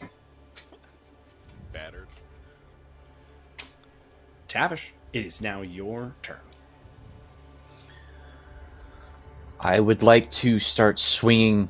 So the tendrils still have a grip on me, or no? These extra tendrils seem to like lash out from its form, and then after they do their attack, the tendrils seem to like cease to exist, as if they're an extension of self rather than part of the actual creature. Gotcha. Get away from me, Tavish. Oh. I'm gonna go towards the creature, Mhm. and I'm gonna start swinging on the creature. Of course you are. Perfect. I'm gonna try and honest. position sorry? myself. The idea is to position myself in between the line it would take to get to Orlenna and Sequoia. Gotcha. And let's see that attack roll. It's like out of the way of Epsilon and any fire that might come across. All right, with this being a physical attack, we do need to see its armor rating roll, which is on a D10. Okay. The creature's scales are tough. Its shadowy form is a little difficult to like see what is true, what is just smoke and mirror, but your sword finds its home deep in the creature's like leg as it's standing there, slicing from like inner thigh down to like the calf. You watch as these shadowy tendrils also begin to kind of like connect and regrow a little bit, but the creature does take note as it roars out, slamming into more of these small ember-like entities that are floating around it. I would like to go ahead and do a forced action to slash at the same spot again to try and prevent its weaving to work well. Mm-hmm. Perfect. Let's see it. A forced action roll. Get him. Yeah. Oh. Don't let him put himself back Now, together. I will say 16 is a really good roll, Tavish, but you do have mastery in this this skill, which means you can go for higher than a 16. The lower number is discounted unless you roll a 1. Would you like to use your mastery? Sure. Perfect. Let's see that mastery roll. Oh! Oh my goodness. Heck yeah. Let's Oh, go! Go off, yeah. Tavish, go off. Yeah. Second. Let's roll a quick armor rating roll for the creature real quick. Boo. Fuck. Oh, Boo. I don't like that. So it's you hit the swing. You're not able to bite like further into the creature, but you are able to all of these shadowy stitchings that are trying to put itself back together. You cut right down all of those, and like that repairing process is completely negated, and you're able to start the cut a little higher and end the cut a little lower. I'll take that. And then we go to Epsilon. I would like to go ahead and I want to just produce a basically just want to like make a ball to make the brightest light I can and basically throw it above the creature, like just trying to see like Spirit bomb? seeing like no, it's like seeing like the shadowiness or something like that, making it hard to see. Just trying to see like maybe light will help make it easier to hit or something like that. You know what I mean? I like it. Let's see a roll. Oh god. No. Can I? He said no. This will apply to your mastery. Yes, it is. Yeah, I'm about yes, to it is say. within. Let me go ahead and roll that real quick. Can I? Do we want to use our mulligan that mastery? one? Let's see a mastery. Please do. Okay, that's good. That one That's, creeping into view, man. Okay. Woo. I'm like, you're not gonna make me sit here and watch everyone roll well and then have me roll terribly, right? You create this ball I of rolled light shit too. and send it above the creature. Right now, the magic is just shifting a bit, but you are able to see how it like moves a little bit, and a lot of the smoke and illusion that is around its physical form, which is rather draconic looking. But with what you do know of dragons, it is very much not like genealogically a dragon. Can we see it too? It's dragon-esque. Yes. Everyone can see the creature very clearly. Okay. For the parents, I'm going to have them, let's roll for the mom first, a fort check to see if she can take her turn. Oh. Yes, and then we'll roll one immediately for the dad as well to see if he gets to take his turn. No. So Yes? dad will No. not be taking a turn. Crap. Sorry. I forgot. Can I also move? No, sir? Also of course. Oh, he didn't move. Yeah, let me. I want to. Oh, actually, sorry. Before we'll keep your roll for your spell, but before we go too much further, our creature does need to make its lash out attacks between Tavish's and Epsilon's turn. So the two people in range are Tavish and Epsilon still, and so let's see that attack roll from our creature. Oh, please no. Oh, that's good. Yay. That's good. A 5 is not a hard number to beat, so let's just see those armor rating rolls for our two heroes to see if they can keep their bearings. Woo. That's Very I much guess. so, as the Tavish, you're so close, in on it, slicing, that you just kind of keep your swings going as you slice down. You bring your sword up in a swirl, like a flourish around you that severs the ties of these tendrils lashing out towards you. Epsilon, you find yourself again kind of pushed and hit a little bit, but all of the major swings you're able to slip just right past. Yeah. I'm gonna try to move so that I'm behind the creature, but as far away from it as I can be, if that makes sense. Gotcha. Not a problem. I will say if right now the creature is about 20-ish, 20, 25 feet away from Orlenna, you're about 15 feet on the other side. Yeah. And then as its flight was interrupted when it was flying towards her. Can I Can I use my free force to just charge a spell? Absolutely. Let's roll for charging a spell.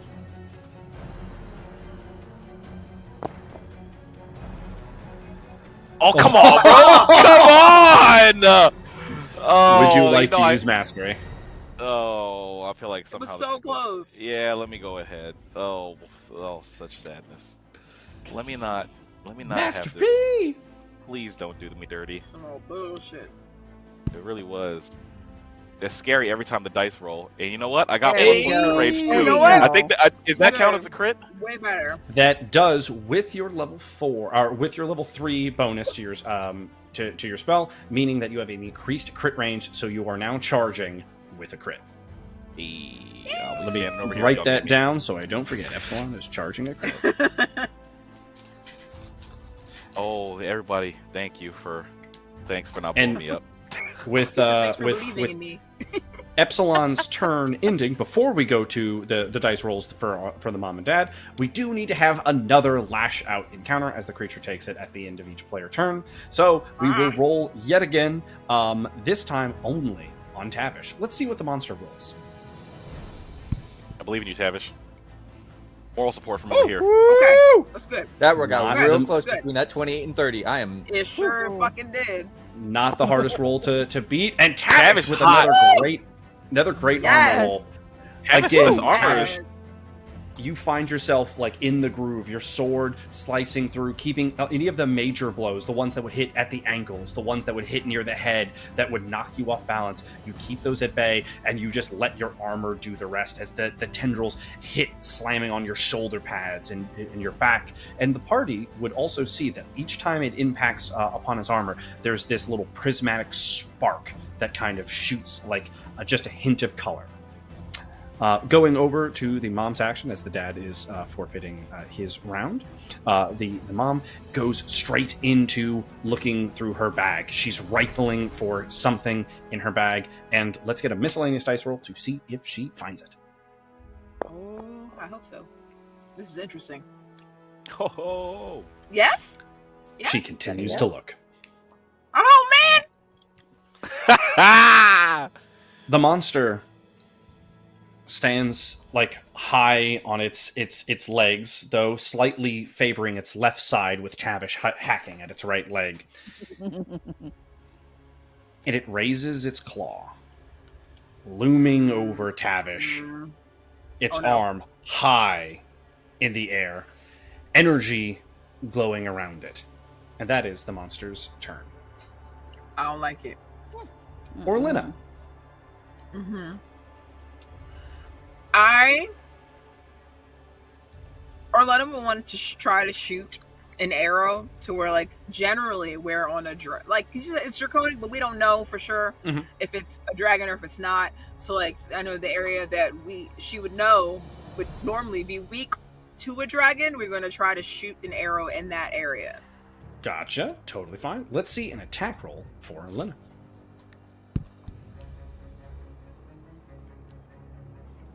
15. A 15 is a really nice roll, but you do have mastery. Do you want to chance those dice? Oh, 15 is good. Remember, 14 and under are all going to be discounted, with the exception of a natural 1. Man's the devil. We doing Fuck it, roll it. Let's see that mastery. He's the devil. Just gamble your life away. It's fine, right? You know what though? That was dirty. Oh, almost. That was good. That was dirty. Oh, Adam, I know you was blowing on it. He said, but you know what? 17 is still better than 15. The arrow flies, slicing into the creature's flesh, right into the chest cavity, and you watch as the arrow hits, and kind of like the tendrils, their version of healing this attack, pulling the arrow through the body. Another. Force and action. Another. Love it. Let's see it. he said another. Another one. Another one. Another one. And This another being a one. forced action does mean that there is a -4 on this roll, so you're currently looking at a 4. Would you Do it like again. to use your mastery? Another Yes. one. All right, let's see the Another mastery. one. We're going to try to get rid of this 8. Another one, Derek. Another one. Fuck. All right. Down Another one. 5. It's A okay. 5 It's okay. with a -4 becomes a 1. Oh, right. No, it does take the 8. No, yes. I got too excited with the like, low roll. He's so happy. Get out of here, Adam. Get out. Like, Only, it's like, I'm Tuesday. finally- That's only how a this natural works. one. Only a natural one does would He it was go thinking over. to him, you know why he was thinking to himself it was a 4, so he's like 4 minus 4. I'm like, No, no, exactly. You're like, It was I'll eight. get I my was hands like, on you. exactly. I was like, all right. So who's shooting Tavish in the back now? With that though, the second arrow, like the first arrow, you see it hit its mark and it does its damage. So you immediately try to follow it up with a second arrow. This second arrow hits slightly more at an angle and just kind of slides off of its skin. The arrow flying off into the gray. The creature now lashes out again, with the only person in range being Tavish. Let's see that attack roll. You're doing good, Tavish. Oof. Oh no. That's not good. Let's We gotta get rid of these. see that armor rating roll. Mm-hmm. Yikes. This time, Tavish, you keep spinning your blade. You're trying to keep up the defense, but you find yourself like in that little moment where you have your great sword and you're pulling it around to try to get it to like your next reset like station. A tendril from the corner of your helmet. You turn, you try to bring your blade up, but you're not quite fast enough, and it comes slamming down onto you. Let's roll a stability check for Tavish. A sturdiness check, sorry. A sturdiness check to keep yourself on your feet. You do have a 2 in this stat. Sturdiness? Oh, shit. He gets dirty on him. Woo! Woo! That was a nice little like. Hit. This crushing blow comes down. Tavish, you are relatively like anchored in your position, but you are able to stay on your feet. The blow, you definitely feel it like rack through your armor, though it doesn't seem to dent or wear as the previous suits that you've had do, but you feel that pressure still like shift into your shoulders, shift into your lower spine, shift into your hips, shift into your knees, as you can feel like the gray around your feet like kind of like buckle from the impact. And then, oh man. Whew. Next up, Sequoia. What do we got? Okay, I want to kind of follow Orlenna's lead, but trying to attack like its apparent weak spot. Actually, no, wait. I want to go for its head with another jolt of like my little energy magic. Let's see it. Go for the head. Please be good. Oh, No, fuck. okay. Ooh.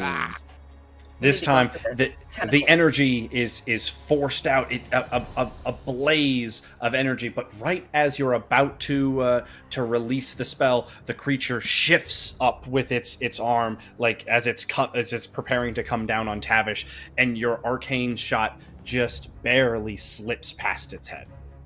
Brr. Would you like Do to it force again. an action? Yes. Force an do it action. again. Let's see it. She's like, I gotta try again. Oh my Ah, god. it's even worse. So, I'm just in glad it this, as wasn't you're, that too. this magic that you're not fully used to controlling, it's still alien to you in its own way. You're presented with two choice here. One is this spell that you're attempting to cast has gone awry, and it's in your hands, and you've lost control of the spell. You can either A, just hurl the spell in the general direction of the creature and get it out of your hands as quick as possible, or B, try to contain the magic knowing that there's a chance that it violently explodes right in front of you while standing next to Orlenna. It's not just me. It ain't just me. It can happen to anybody. Hurl It it. can happen to anybody. All right? It Hurl can it happen to out. anybody.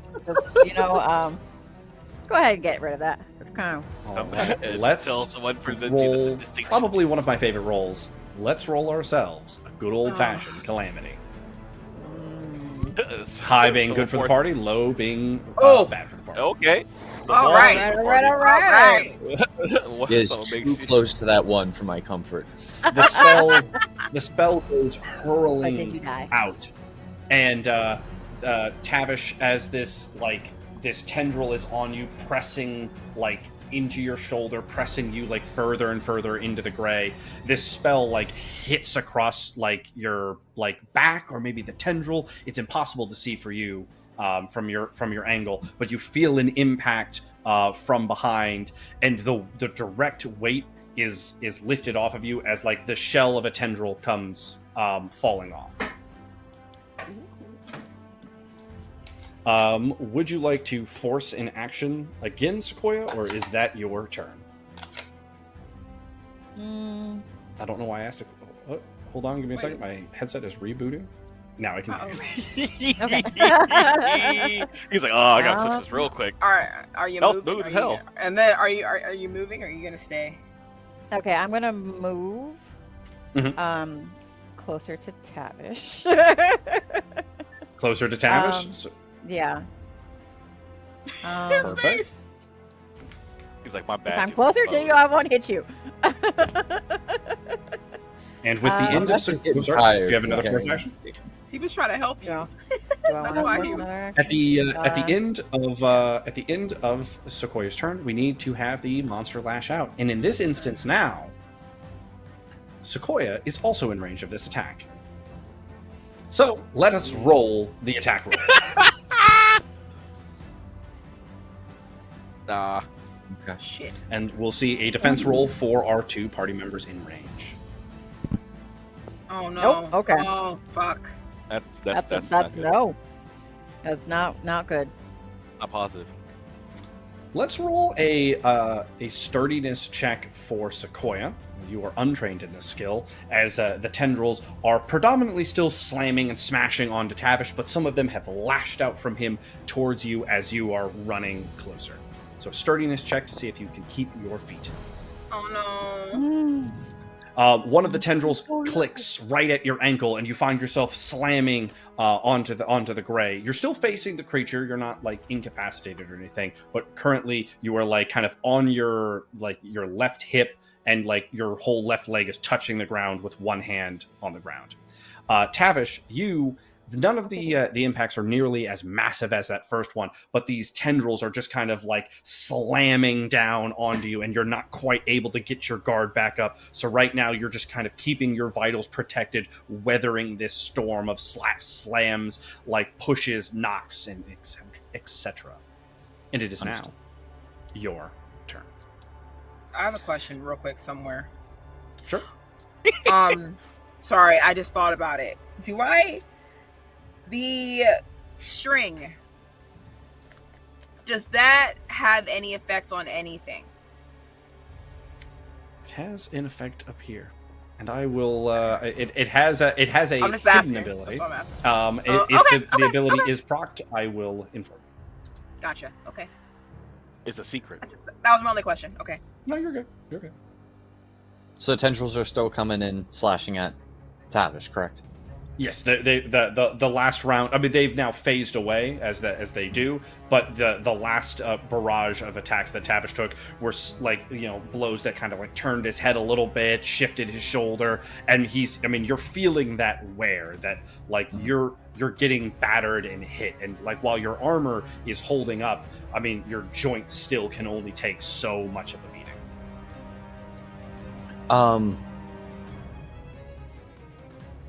I'm going to attempt to run. It has the same physical nature of of a dragon, correct? This has been The general depiction of it, yes, yeah. I'm going to attempt to stab one of its joints in its leg on the. Okay. Since I was striking at the right leg last time, I'm going to shoot for the left leg to try and get it to topple. Perfect. I love it. Let's see it. An attack roll on that right or the left leg. 11. Let's Party go ahead roll. and use mastery. Mastery. Okay. I'll take Better. it. Still Better. a better roll. Mhm. And we will roll the creature's armor rating real quick. And this time it is going to use its bonus action, which it can do on an attack roll of player before, to grant itself a higher armor rating. So this is now at instead of a +4, a +6. What the hell? Gotcha. Shit. Damn.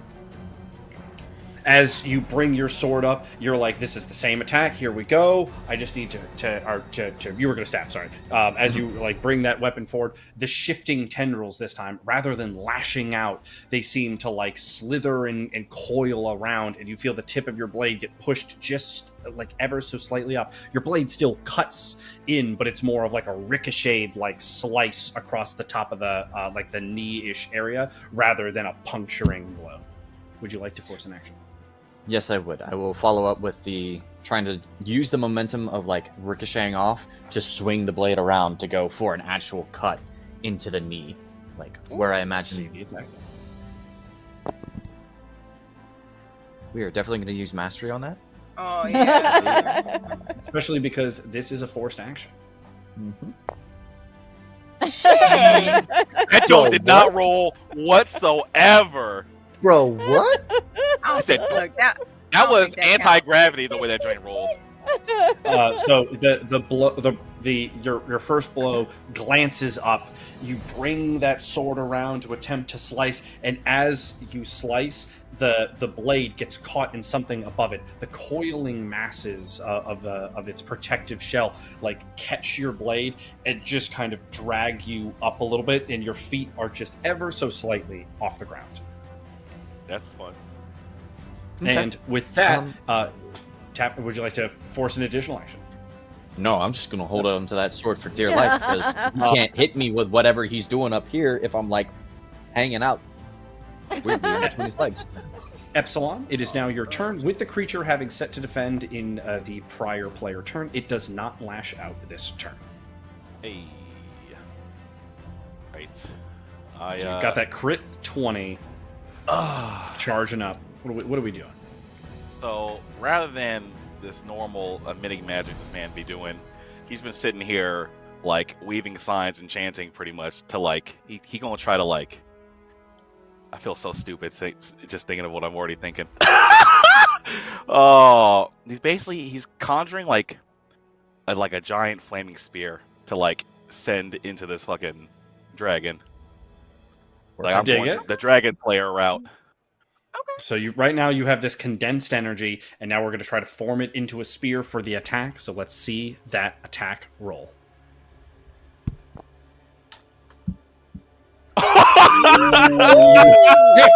It really wanted to be an 18. So an 18, nice little twist. an 18, does go to a 19 with your +1 for your bonus, but that does not incur the crit. It's not a natural. But you have to ask yourself: are you feeling lucky? Is this a moment where we use a mastery? The only chance for failure is a 1, right? And it's the devil. He's like, this is the best how roll bad I've had do I all want to night. crit? Because really, I mean, better don't go if I for crit. it. Don't. If you get a 19 or 20, you have a 100% higher chance to get a good roll than you do a bad roll. 19 or 20 versus 1? It's the devil. What do we got? I don't think it's worth it because all I need is that shit to fuck up, and then I spear Tavish through or something like that from the other side. I don't need that sadness to happen to me. It's like, I am terrified right now. Don't do this. This flaming spear fires through, slamming into the back of the dragon. One of its wings that was in its way gets just incinerated as the spear slams into its chest. Tavish, you do watch as you're hanging here, this spear come through. It's not close, but you're that is still closer than I would like. See, look, it could have very well killed him on accident. For right now, Epsilon is keeping the fire spear in check. It is not exploding, it is not detonating. However, you can, as you hang there, you can definitely tell that this magic will erupt. There is one outcome. Yeah, I'm sitting here holding it, and he's like, just so y'all know, this is really hard to hold it together. Tavish better get the fuck up out of there. Oh. Is this go for it. My apologies. Epsilon, is that your turn? Yeah, he's just gonna focus on holding that shit. Perfect. I will not have you roll to concentrate to keep that as an additional reward for the charged part of the crit. The spell was well contained. Going over, so the creature is going to lash out. This is going towards both Tavish and Sequoia. Oh, love it. Not a hard number to beat, but let's see those defense rolls anyway. Oh, Nice. Both Alright. party members are able to keep these tendrils at bay, whether it's through the strength of their armor or their mobility of the lack of armor. Going over to the parents, the father comes running over to Epsilon, and his hands begin to glow as he helps to stabilize Epsilon and his magics. Let's roll a dice for the effort. Nice. 20. Oh! That's what I was like, oh, whoa. You know what? This is actually, it's easy now. Hold on, wait a minute. Wait. Epsilon, for a second, you do feel yourself. You're like, this was a good spell, but that vibration that you felt when you were condensing the spell, that tremor as your bones begin to ache as you're trying to like force the arcane to do something it doesn't want to do. But then, while the spell itself is still difficult, this expansion, this arcane energy you're controlling, all of a sudden, your bones don't ache. Your fingers feel fine. Your focus snaps back to the spell at hand, and you see all of the magical incants that you need to do, the runes, the spells, the languages, and you're shifting through them so much easier as Orlenna's father stands over you, glowing his hands to keep your body from weathering the physical side of your spell. You will bend to me. The mother is going to roll my again daddy. to see if the thing she's searching for is found. Come on now. Come on, mama. Fuck Damn, me! boy. You don't got mastery in searching? She ain't finding shit in You've been there. down here It's so like- long. What else is God. in the bag? It's the Fucking Barney chairs in bag this out bag here. and shit, It's son. Mary Poppins carpet bag. Right? Chair in here. Now it Yep. comes to our monster's turn. The monster, it is at an odd angle, but the monster is going to attempt to bring its claw down and swoop under and slice through the Tavish that is dangling. So let us see this monster's primary attack roll.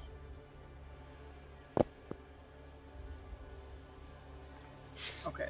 One of the better fun than facts about this 27. claw attack is that it has mastery for its claw's attacks. And so Of we course it will does. see it roll that dice again. Please roll a 1. Great. I It's never gonna wanted to take see a 1 so 17. much. Okay. Ah, So All right, that's 17. Mhm. Let's see if Tavish's armor is up to snuff with a roll from his armor rating. damn it. Ugh.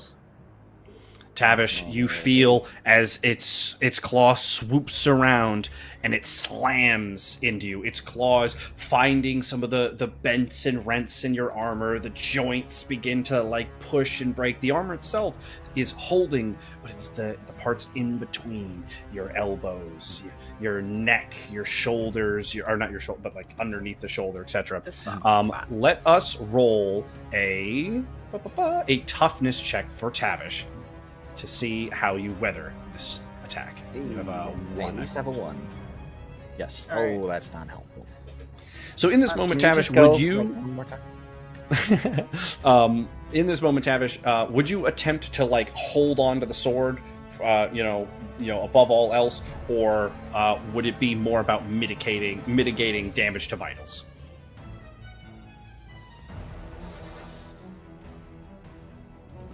Probably be holding on to sword because I have no backup weapon. Holding on to sword. So, the party, you all watch as this claw hits into Tavish. It slams in, and you see Orlenna. You've seen it before. His shoulder separate from his chest. His knee separate from his thigh. His head separate from his body. As this image like rips through your head, Tavish, you find yourself in this brief moment staring down in a way that you've never seen yourself before. Your head floating above your body as it is decapitated from your form. And you see something connected to your back.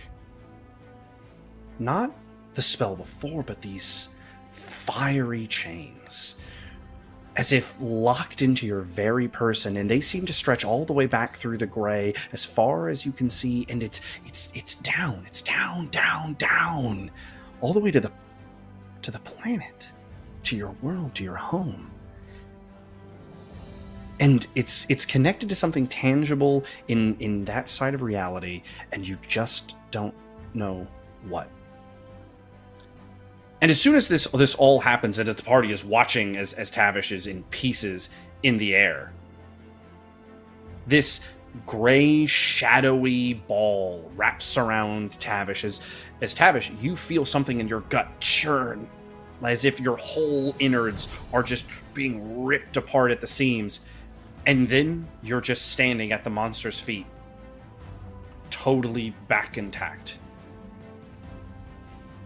And there's just this seeping goo out of like the corners of your armor, down your mouth, dripping out the bottom of your helmet, that seems oddly reminiscent of the goo that was present on the top of the muffins that you had ingested mere, minutes, hours ago.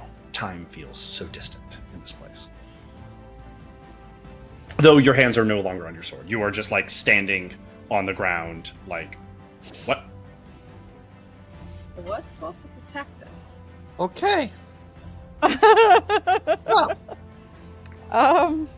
The monster. I did good, y'all. The monster takes its turn now. For the monsters, the rest of its primary turn after its attack roll, it chooses one of its next abilities. Its next ability is it turns over to look at Epsilon and begins to breathe deeply. This shadowy energy begins to billow in its throat as this fiery shadow magic starts to exude itself from its head as it's beginning its breath attack towards Epsilon.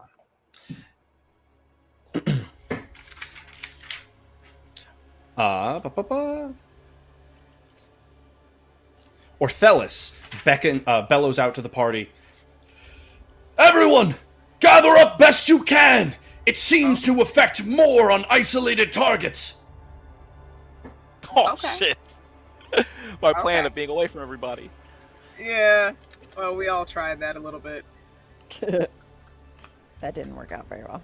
It's okay. And with that, it is now Orlenna's turn. Well, I'm over here like, is everybody else running toward? No. Are we all running towards my daddy? Okay. I realized last time that I didn't even do a movement. I was like, shit, because I was going to be moving towards mom because she's just chilling over there by herself. Look at her rummaging in the bag. She's just trying to Right. find whatever it is she's looking for. Like, she good. Oh, Not this. whatever it is, it's good. But yeah, they really ain't paying her no attention anyway. Okay. He said he's facing Epsilon. So like, what am I seeing? You are facing its back currently. Yak. And But I he's think over there Tabs too, has so- feet. And then I one's, know, like, right? Behind him. Does that mean the fire spear is gone? No, the fire spear is still in its chest. Like a little fuse on the back of it. But he told- the little arcane purple embers are still around it, detonating every time it like shifts and turns. And then the glowing little orb is still above the creature as well. All right. Well, he told us to try to get together, so I guess I'm gonna try to move that away. Firstly. So as you are quite a distance away, it will take a movement action to get there, aided by an athletics roll. If the roll is high enough, we will not need to force move. But for now, let's see how that athletics check pans out. Okay. Athletics, you have a 2 in. I have a 2. Oh! Look at that. Special. That's 2 crits, isn't it? You're able to just like you hit your stride and you remember parts of this forest. Over this branch, under this, this fallen tree, you slide under this is the forest around your town, or Orvathius, or at least it is sometimes, and more importantly, it is right now, and you're able to navigate to the other side very easily. You are now standing with Epsilon and your father. Epsilon and my Daddy. I know, right? I feel like she would still try to attack. I want to try to take one of the. I want to try to shoot it. I don't know. I just don't know. Should I try to shoot it in the same area, or should I like go for the head since its mouth is open now? I feel like that's a you decision there, bud. We're gonna go for its head since its mouth is open now. But so I'm gonna take the arrow. I feel like I should try to glaze it and then go. Perfect. Glazing up an arrow and sending it out. Let's see that attack roll. See how that goes. He's rubbing it all on the muffins. Your dice is. Your sponsor is It's 18 now. You still gotta ask yourself, are you hunting for that crit? Ooh. Gotta take that 18. I know, right? I'm like, Mastery? No? ah. All right, let's see that Okay. the creature's armor rating. Shit. Damn. The arrow is heading up for its face. It's able to turn just enough that the arrow still sinks into its cheekbone kind of area, but it avoids you sending an arrow just into like the inside under of its mouth. The arrow still strikes deep, and you can tell the creature like reacts to the attack as it flails its head backwards. Would you like to force an action, or is that your turn? We're doing it again. Oh. Yes. All right, let's send out another arrow. Oh! Yo. Come Oh, on! that Yo. money was right there. That was Yo. so Right close. There. You're about to Oh, have a like double that. feature from your sponsor. Are we mastering that one? Yes. Let's see that mastery reroll.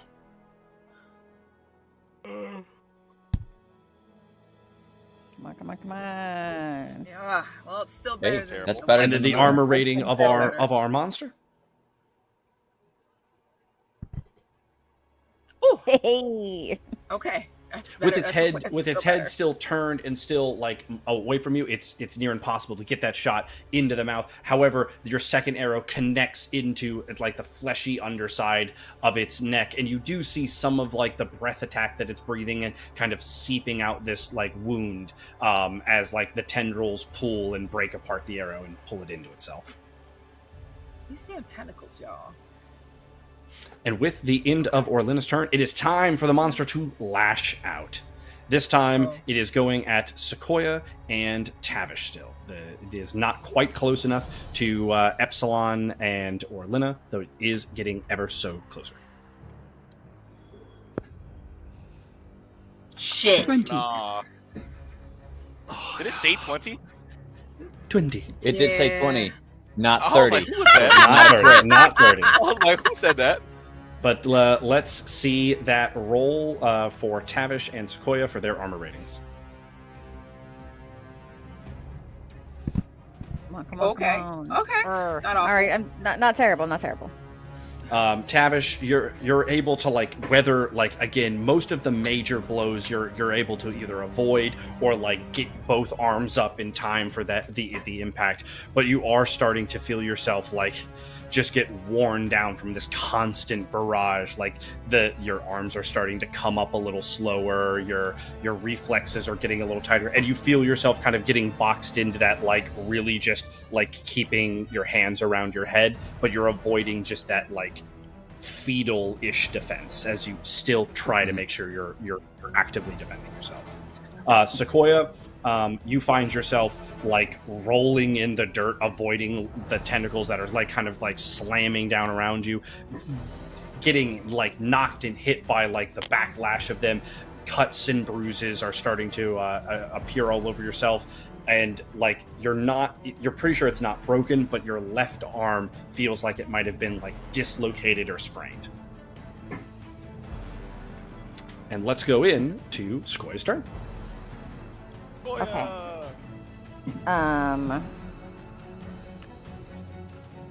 All right, so I'm gonna try to move in closer to Orlenna's dad because that was what he suggested.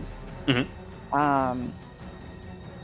to my But then I'm also going to try to do another like magic shot like towards the monster's mouth. Perfect. And We'll kind of try to, yeah. Sorry. So we'll start Disarm. with an athletics check to get to get up and get around the monster. So we'll start there. Dang. So you're not you are definitely closer to the group than you started. You are now like, whereas before you were kind of almost behind the monster as it turned around, as you were closer to Orlenna's starting position. You are now back onto the other side of the monster. You're making your way to the group, so you can either forego your attack action and make sure you make it to the rest of the group, or you can attempt to force the movement action and let loose your spell as well. I want to force the action. All right, we're going to force that movement action, so we're going to force an athletics check. Let's see that roll. Ooh, Yay. better. Much better. All Much right, better. all right. Even if it's negative, it's better. You push yourself to, you're like to the point where like you get to like the group, but you feel yourself like you're breathing heavily, your left arm is aching, but you begin to channel up your attack and turn towards the beast, and let's see that attack roll. Aww. The blast is sent out and it slams across the creature's chest. This, like, it's not having that same impact as like that first spell that you sent out, but it's still like you still see singe marks across its flesh, and like the tendrils are still trying to like weave this damage back as well. Would you like to force any other actions this turn, or are we on to Tavish? Let's do it again. Do it again. Now this is a second forced action, so this will be at a -8. Is that all right?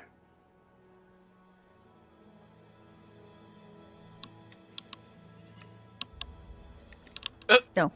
Nope. No. All right. Nope. It's like, never mind. All right. This lash out attack is going to Tavish and Tavish alone, as the beast's tendrils begin to flail again, as it is still not quite in range of the rest of the party standing near Epsilon. So let's see this attack roll. He's like, can I reach my sword? Just jump up and grab it. Let's see that armor rating. 15 is a beatable roll. Yes. Fuck. Oh. Lash out. Put my sword back in my hand. Let's get a sturdiness check for Tavish first, and then we'll follow it up with a toughness check. The first one is a 2, the second one will be a 1. So sturdiness first. Okay. Tavish, you're able to stay on your feet for better or for worse. Let's see that toughness. Shit. As the party looks over, as like Tavish is weathering yet another storm of these tentacles barraging down on top of him, and while he stands, you see his arms go from this kind of defensive position to far more like slumped. He's still clearly conscious, but there's this like strained look in just keeping himself standing. Tavish, it is now your turn.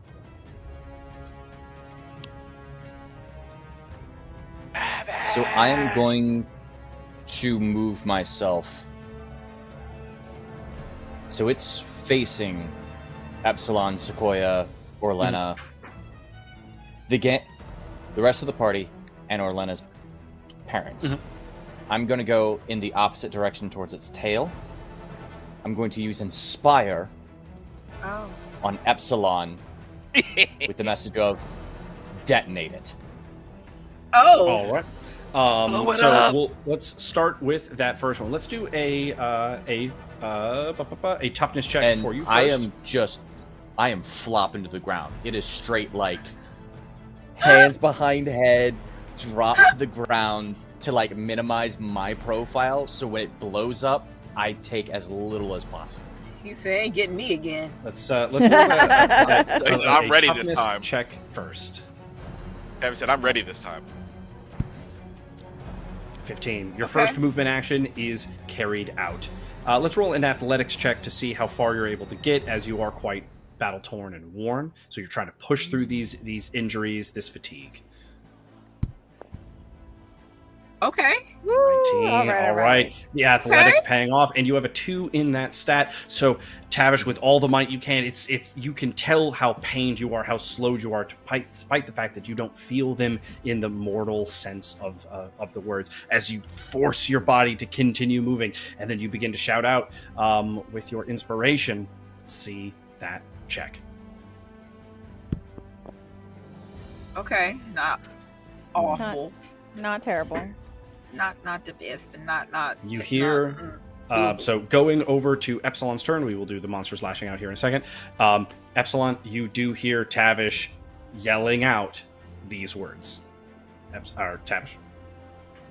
Detonate it, lad! Do it now! And the monster begins to lash out. At this point, the monster has gotten within range of his breath attack, which will be coming up shortly after Epsilon's and the parents' turns. However, the tendrils are going to lash out this time at everyone. Yep. So let's see what that attack roll is for the monster lashing out. Please no. Please no. Okay. 15. Okay. 15 is a beatable number. Let us see how the party rolls. Okay, I'm good. There Okay. somewhere. Oh, it's a 6. Okay. So, Sequoia, you like, as you ran under this creature, you've been like attacked by it so many times, you find yourself like, you see the rhythm as it's coming in, and you're able to like kind of slip past all major attacks. The only ones that hits you are small grazes and like attacks that like weren't meant for you, so they kind of like jostle you like a little bit, but no major impact or damage. Orlenna, you for the most part are able to keep yourself from any major attacks, but there are a couple that slam into like your shoulder or slam into your thigh, and you're able to keep your footing, but you know that like you're bleeding a bit from these impacts.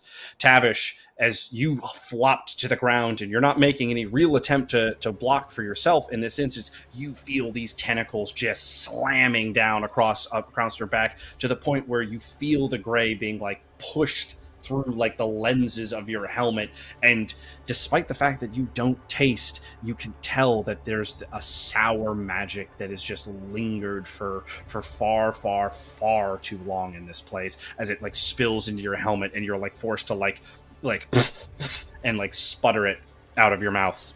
And Epsilon, you're able to keep yourself as defended as possible, and with the magics that are going on from the father, you're not taking as much damage, but let's see if his magic falters. So let's roll an armor value for the dad, who is also hit by this lash out attack.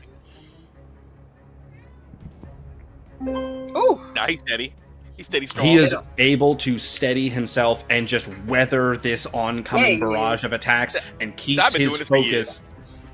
Keeps his focus on you, and so every time like a major blow happens where like you feel like a gash run down your face, you feel the energies that he's putting into you close that wound up, and though you know you're going to have some scars across your body from weathering these attacks, weather them you do. Epsilon's just sitting there thinking like, I'm gonna look so badass after this. Excellent. It's your turn. So he's gonna, what are you gonna do? Man, he raises a hand up and he just goes, reduce all creation to ash, and he fucking blows that shit up. Oh. Let's get Are we talking about just the spear, or the spear of the thing that you have above it? Bro? What he create? Oh, true. So this spear detonated. Yeah, the ball don't really. It's just for some light. Let's see a roll. Let's see an attack roll here. Oh no, not this hatred that's about to happen to me. Not this 13. hatred. It's a decent number. I think you know Are that we, I have to roll it again. I think you know roll that. mastery. I think you. Let's I see think you that know. mastery roll. Adam, I will hate you if it's no style. Yo. Oh fuck. Yeah. Hey, you still take that 13. It's not Yeah, a I one. do. I do. It's not a one. If only. What? Oh, if only it was a 1. Oh my god. So Get outta here. one of the things that is happening is as you're letting this spell like begin to like detonate or interrupt, you do have the thought there though that the detonation isn't as clean as possible. The force is there. The power of the spell was already there. None of that's changing. But you're not controlling this blaze very well. It is very much going to be that Tavish is in range of this attack. Would you attempt to dampen aspects of your spell to like spare Tavish, or would you just let the spell go off as in its rawest form?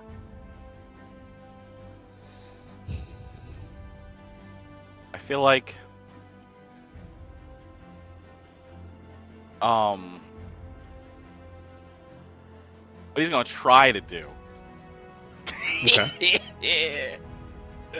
He's gonna try to redirect the fire that like expands out towards Tavish and try to redirect it back at the dragon thingy, the draconic-esque creature.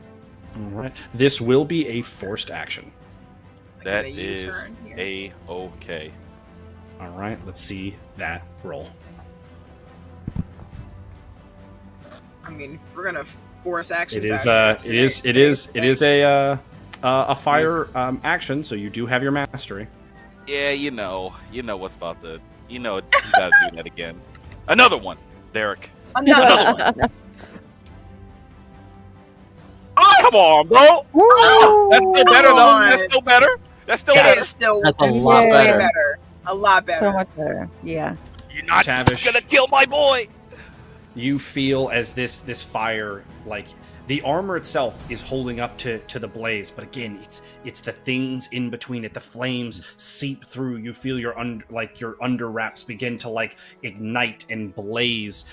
You feel the tether begin to like pull your armor, and you feel yourself sliding away from the blaze as the fire itself also starts to slip away. But we need a miscellaneous dice roll for Tavish. Not a miscellaneous. Tavish done died You know twice. what, though, Tavish? That joint did a U-turn right there. Just as the blaze of the flames would be too much, you feel as if something pulling your armor drags you across the ground, the gray scraping up into your armor, that cold chill. The fires start to cease to follow you. The flames that were burning on your clothes and on your in-between armor plates begins to pull itself off and dance its way back to the creature in question, as this like tether-like substance that's dragging you ceases to pull you, though you are like half stuck within the gray. And I need one other miscellaneous D20. Actually, you know what? D30 roll. We'll roll this on the Calamity dice, though it is not Calamity. Heart attack. That joint dancing. Holy shit. The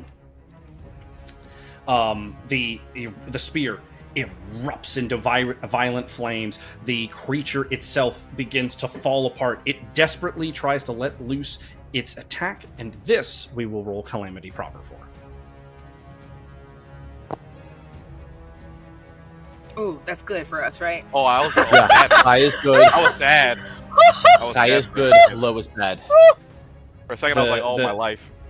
The creature begins to let out its attack towards the party, but just as it's about to like consume like over where the group is, the spell ceases. The breath attack stops, and the fiery eruption catches up to the creature, and it slumps down on all fours. A massive cavity within its chest. The only thing that the party sees is a massive hole in it with 4 small tendrily-like substances and what can only be described as an odd-looking beating heart.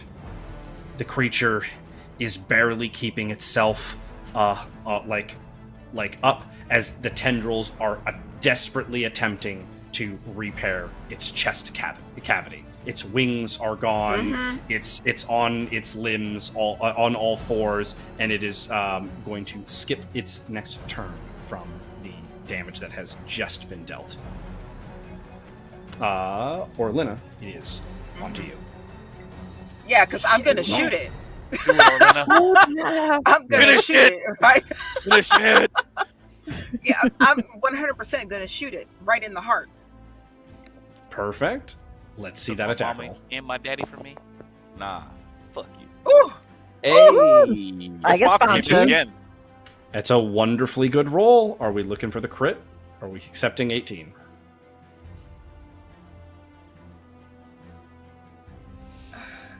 I'm keeping the 18. I'm keeping the 18. The arrow is let loose from the bow and it punctures into the heart. The creature stands up and with one defiant roar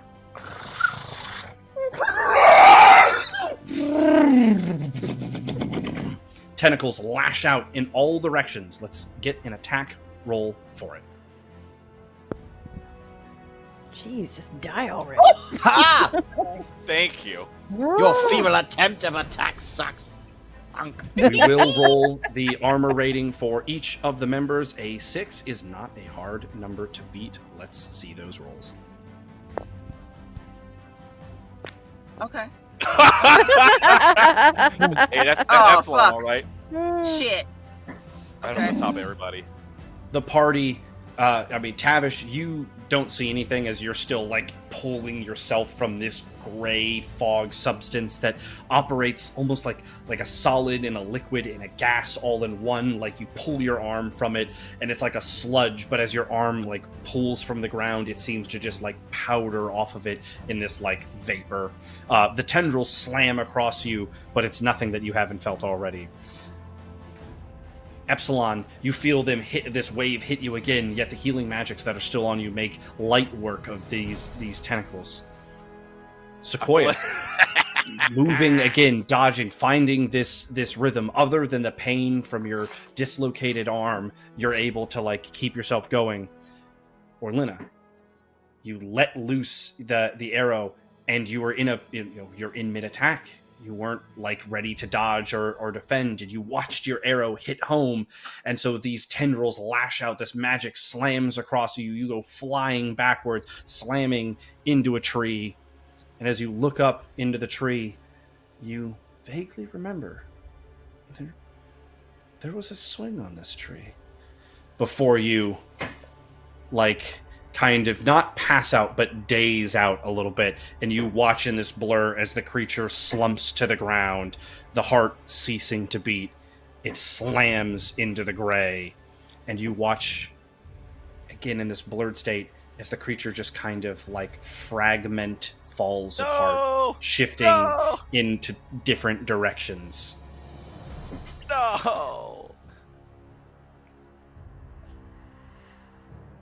And a silence washes over the gray.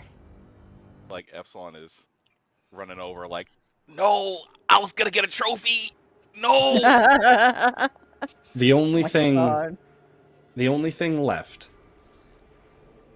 is a hilt whose blade is shattered.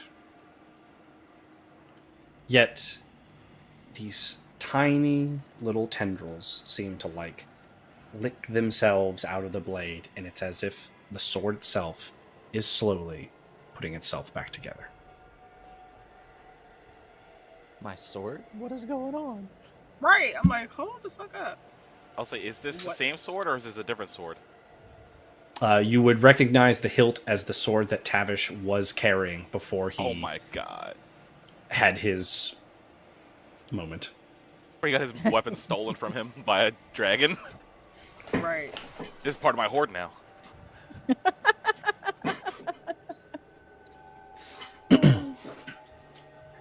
I'm gonna go over to Tavish. So Try to I'm help him out out. the mud. So I'm gonna try to help this man out the I'm mud. pretty much laid out at this point. I saw Orthelius you- does go over to you and is beginning to do like healing magics to help sustain you. Yeah, I seen your dad. going But over Epsilon, Orthelis, sorry. there. Yeah, I seen your daddy going over there, so I was like, I don't. She's y'all fine. need a She's minute. good. I'm gonna Daddy got go it. help him. I'm gonna help him out the mud real quick. You're able to help him up. It's not does not prove too difficult. That wasn't not too shabby. I feel like. Right. Hey, lad. You did damn good. You did damn good. Like put one of his arms on my shoulder and just I would just walk him sit over to the there group. for a hot little bit. Like, I'm gonna sit on the ground, just kind of like. He's trying to catch his breath. Like, oh, Oh, my and I goodness. guess I bring the hilt over. Oh, Yeah, I think this is yours, Tavish. Is it just the hilt, or is, as you were mentioning, that the It's blade like is- the hilt, and there's like maybe a foot in anywhere between somewhere between 12 and 14 inches of the blade is still there, but you're watching these little shadowy tendrils kind of like wrap and then like harden into a blade, wrap and then harden into a blade, wrap and then harden into a blade. I'm just gonna watch it for a little bit. Yep. I'm a pop squat right here and just Tavish is just oh shit. Cursed now. As you look at the blade as it is like reweaving itself, you do hear this like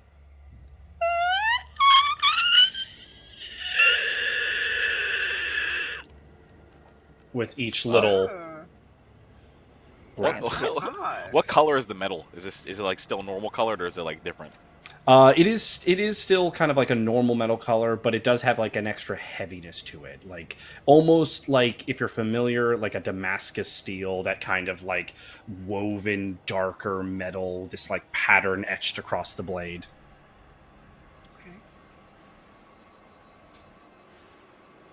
That's quite a sword now. Hey, let's hope that its spirit is more amenable than it was in life. Yeah, but now it's got you to guide it, so I'm sure it'll be fine. Well, so it seems you succeeded. And Algorath has entered the realm and just seems to be looming over Tavish and Epsilon. Forgot about you there. The whole time. He was just watching like this. Aye, Algorath. The deed is done, as was asked of us, and as was promised. When you're ready, I will take you back to your entrance. But I turn to look at and kind of make a head nod towards Orlenna's parents and say, "Are they free to come with us?" That is not for me to decide.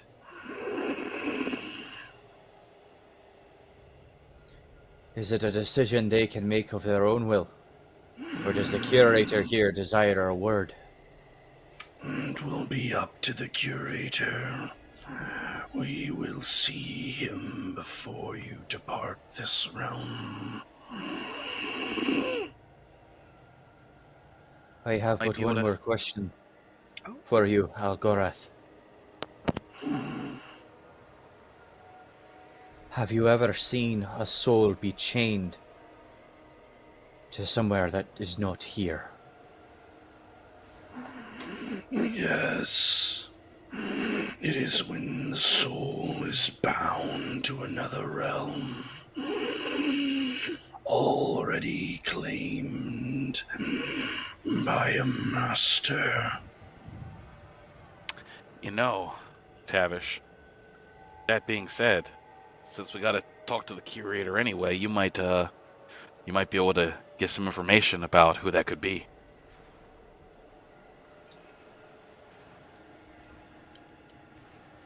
He may be able to tell me more than what I already know. With this, Orthelis has picked up Orlenna and is carrying her. For the most part, you feel better, though you do feel like as everything's kind of setting in, like your mind is kind of racing. Like this place is so familiar, and you're in your father's arms being carried after falling off a tree that you had fallen off of so many times before. And your mother begins to walk next to him, her arm touching your shoulder, brushing across your hair, fixing up little scrapes and bruises, and kind of cleaning you off as the party begins the walk through the gray. Did she ever find what she was looking for?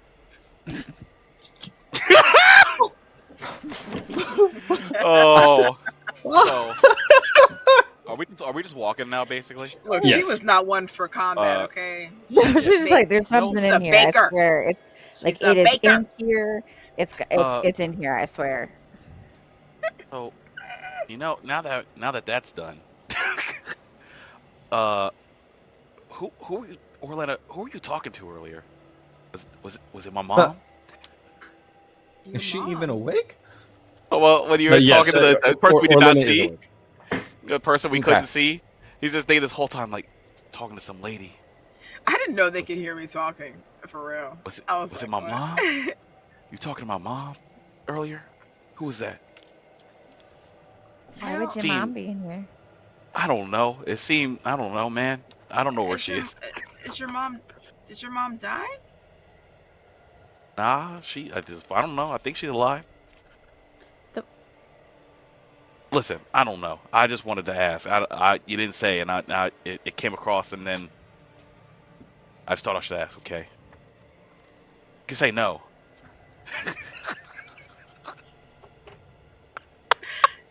No. No. No. Sound like they fucking golden conch. No. Can I have something to eat? No. Can I have something Aye. to eat? Stop No.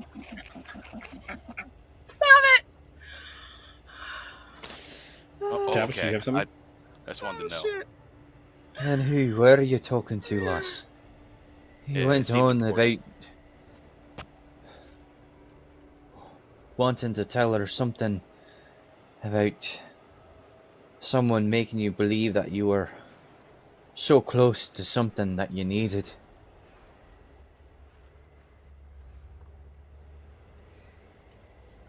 Who was it? It looked like Hedera.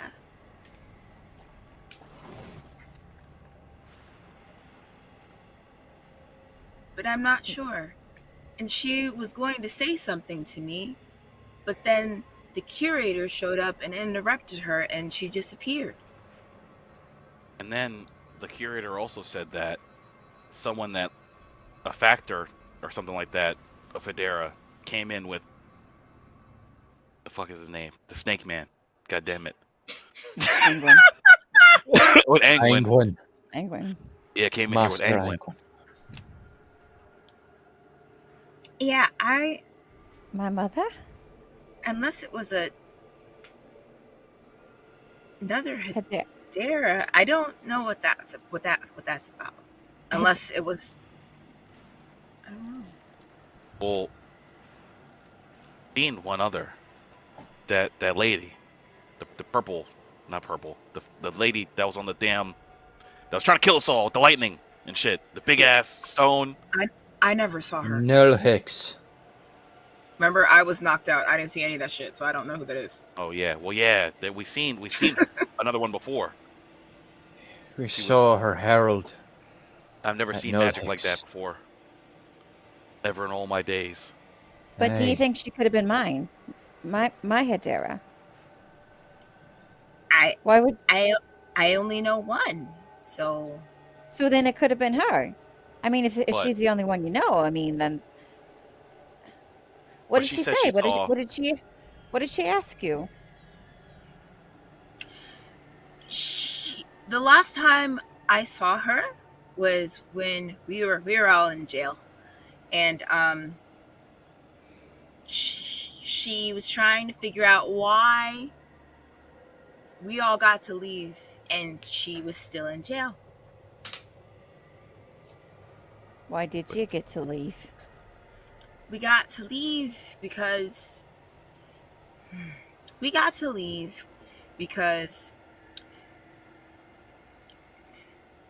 England made me think that if I made it seem like it was all her fault, that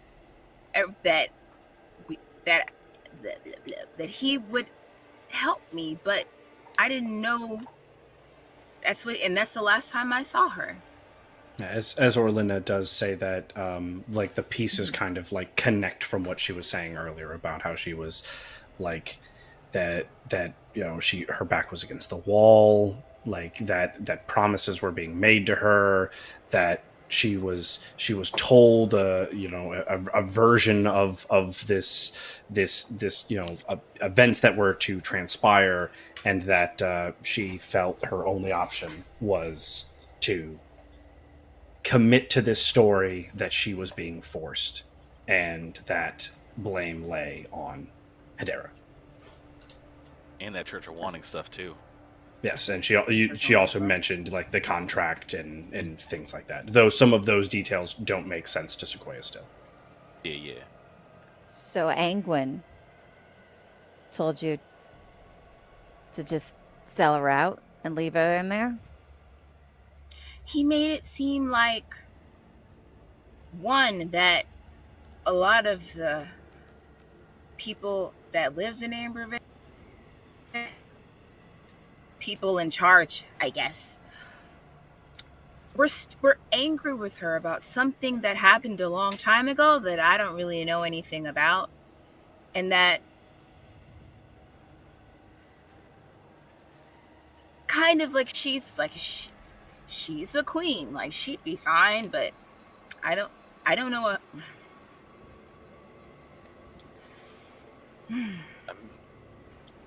Like, it would be easy for the people to believe that she did it because of whatever happened before. I don't know what happened before. Because she always protected the forest from people coming through. And yeah, sometimes she got a little aggressive when people were taking advantage of the forest. So They she's kept the saying perfect little something about scapegoat. a Twilight something. I don't know. I don't know what it was. Said you saw her here, right? That's what you're saying. That's what you're saying. It So looks I knew it. like her, yes. I knew she was gone. I knew it. That's the proof that I needed. But now I need Angwin to tell me how he did this. I'm sorry. He knows. Tavish puts his hand on Sequoia's shoulder and says, "We'd have to be very careful about that. Yeah. As much as I don't like that scaly bastard myself, he does have an ear of a king. Any words that we might toss at his feet can easily be swept away by a power of a king. We'll have to be smart, and we'll have to find truth." Yeah, I'm all for justice, but if we're gonna go for Angwin, then we have to come correct, because if he's someone that can, and even then have what happened to Hedera happen, then we're nothing compared to Hedera. I don't know anything about your mother. I don't know anything about it, or who they were in life. But killing a leader of anything is no small task. We'll need much more than us four to lay him low. It is not going to be easy. I'm going to ask you for something difficult, Sequoia. Patience. I have been patient this whole time, looking and searching for answers for what happened. And that scaly little bastard knew what was happening the whole time.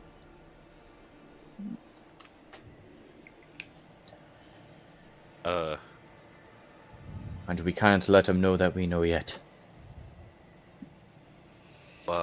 We also gonna have to figure out what he wanted here, because whatever it is Hopefully probably not positive for us.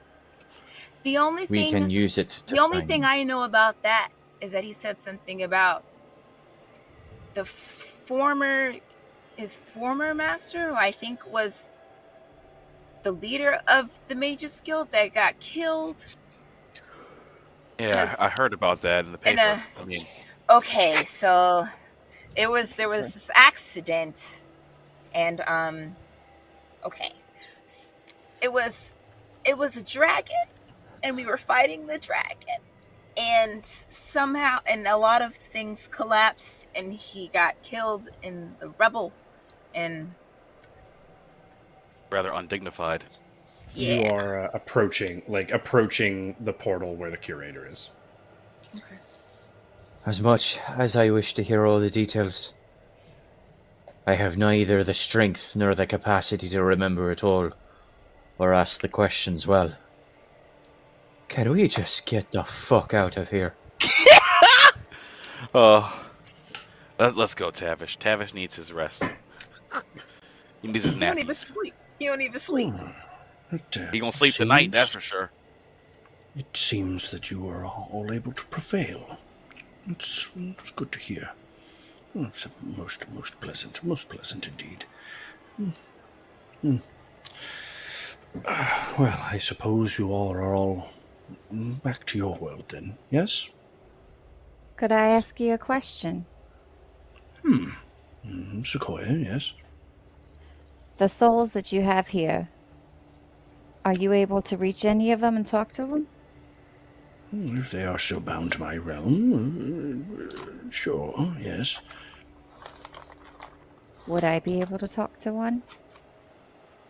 Depends on the soul, I suppose. Who did you have in mind? Hedera, the queen of the Forbidden Forest. Her soul is here. I'm afraid that is a soul I cannot reach. They are not bound to my realm. It was most surprising that a fragment of it even ended here. Typically, entities of that domain don't even pass through. It means they went through a great deal of effort in whatever final moments they might have experienced, that they wanted something to be here for someone. I suppose it must have been Orlenna, which I guess makes sense, as she figured you would come. Mortals are rather creative, though I suppose mortal is an undignified term for someone such as Hedera. If you don't mind me asking, where would someone like Hedera, where would their essence go? I suppose they would probably go to one of the wild planes, depending on to whom they were bound to, or some such. I do not believe there was any mischief in that one, but again, those things are beyond the realms that I care about. Sounds like a Do you nice mind place. if I ask a question, Sequoia, of the curator? Yeah. Go ahead. Curator, you mentioned Yes. one of the fragments. Would you mind expanding on that? Fragment of what? Sometimes fragments of an entity are left in a realm. It is what Orlenna did see. It's why only she saw it. Are you referring to the entity I said was similar to it? I'm trying to grasp. Was Lady Hedera a fragment of something greater? No, suppose that could possibly be, but again, these are magics that I do not dwell in. The only thing I could surmise potentially is that the soul of the fragment of the soul, I suppose, that Orlenna was speaking to was identical in a great many ways to the entity that I saw walking with your Anguin, I do believe his name is, yes, Anguin, a great many deeds. The other Hedera is here? That's what I was. Yes, That's it what I was was one of the members of that group. It was the That's what I was blonde-haired saying, yeah. fellow and an entity whose soul matched up near perfectly. Do we know Does anyone else in this group sound like anyone that we know? I'm asking the group, not the curator. Also, let me just make that plain. I don't know. Well, he said somebody with silver hair, and the only other person that I remember y'all seeing with silver hair was the person that I didn't see, the guy who was like the herald, but I don't know. But then obviously the other one was probably Cicero. He said a little like whatever lizard guy. Yeah. Still It, him. one. And then But then But the that other was one, like I don't know. He evil, just saying it was the guy evil with silver Gabriel. hair. But I don't think I saw the silver hair guy, did I? I didn't, so. Because I was I fighting. mean, the herald. Yes, you saw the herald. The only one who didn't see the herald was Orlenna. He paused the combat and was up. Yeah, I wasn't talking about- I wasn't So- there. I don't know if this is true, so- but I swear I thought the herald was also Gabriel. Yeah, that was Swear. evil Gabriel. Yeah, okay. I'm just making sure. Just I making don't sure. think that was that confirmed? No. If there I is don't know nothing anymore. more that, Okay. if there's nothing more that I can do for you, I wouldn't mind having some peace in my realm, being that with you 4, well, 6 leaving, I won't have anyone in my realm who's not supposed to be. Did the others leave Ask already? the question, Travis. The other 4, yes, they did depart. Can I ask? I don't know if you can tell us. Hmm? I know you said that they were on a different kind of spiritual journey. Can you tell us what they were looking for? No, I'm afraid that was something that I did not concern myself to know. Okay. Travis, ask the question. What are you talking about? What are you two Sorry, murmuring about? Ask the man about your tether. The chain. Ask him. Curator, one last question, if I may, impart upon your patience for a moment longer. So polite. You go on, I suppose. I have a tether that binds me to the plane below. Yes, I did feel that, yes. Do you know, or can you feel the one that it is bound to? Or am I bound to the planet, to the plane itself? Oh no, planets, they don't have any control over a soul. No, if I'm not mistaken, yes. Kind of like you see him like kind of like his eyes glaze as he's looking at you, and you can tell he's not looking at you anymore. Yes. Seems that you're bound to one Passacor. Passacor. No, yes. It's a pact. If you said something, you sounded like you went out. For a Yeah, we second didn't there, hear Adam. anything you just said. It's archdevil devil of deals of some sort. deals. Yes, exactly. Why does the name Croupier? Would you have any knowledge of that? Croupier is kind of his consultant, if you will, an assistant to demigod of sorts. And if you all are quite done, I do grow tired of having intruders in my realm. So while I appreciate your deeds rendered, I would greatly appreciate it if none of you returned here until you actually belong. And he's back to his other form. I think that's fair. Yeah, I don't think I want to come back here again. We're gonna Not go. really at the Thank top you of for my list. helping. Thank you, Thank you for Curator, helping. for your Answering most questions. generous allowance Okay. of our trespass Yeah, and let's the go. use okay, and come on. assistance. You're too Too many tired words. to So keep. polite. stop. I know. Too many I words. don't think he But, has so His much brain's difficult- moving All right, slow. so we're like dragging him out at this point because he's The blinding white light re-enters the party's vision, and you all step forth into Anguin's office. As you enter Anguin's office, 2 robed entities are leaving the room. Darian comes over to the party. Hey, buddy. I have to say, all of that went quite a bit smoother than I was even expecting it to go. Yeah, I know, right?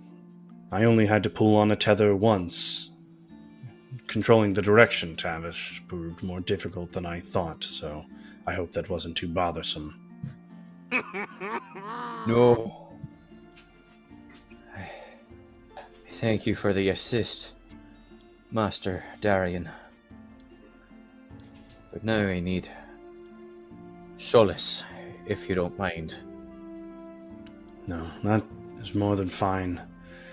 I have some business to tend to make sure that we can get you all to Vice, but it will turn out that you do need to go to the Mud Fort first. But for now, take your rest, and we will be speaking. Epsilon, especially, we will be speaking.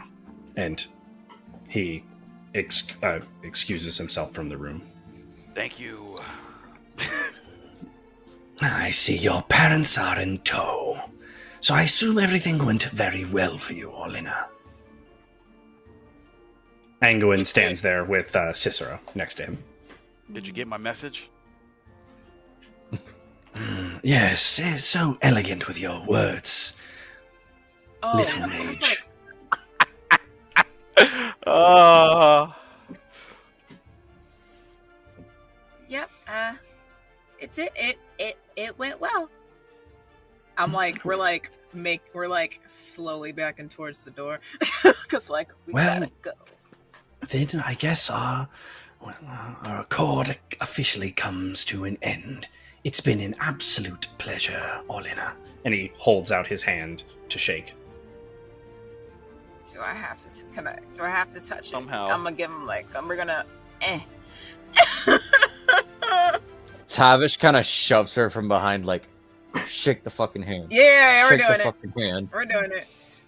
dang, you okay, Tavish? He shakes. We're gonna go. He shakes your hand We'll and shake, but as the party heads out the front door, or leaves Anguin's office and heads out the front door.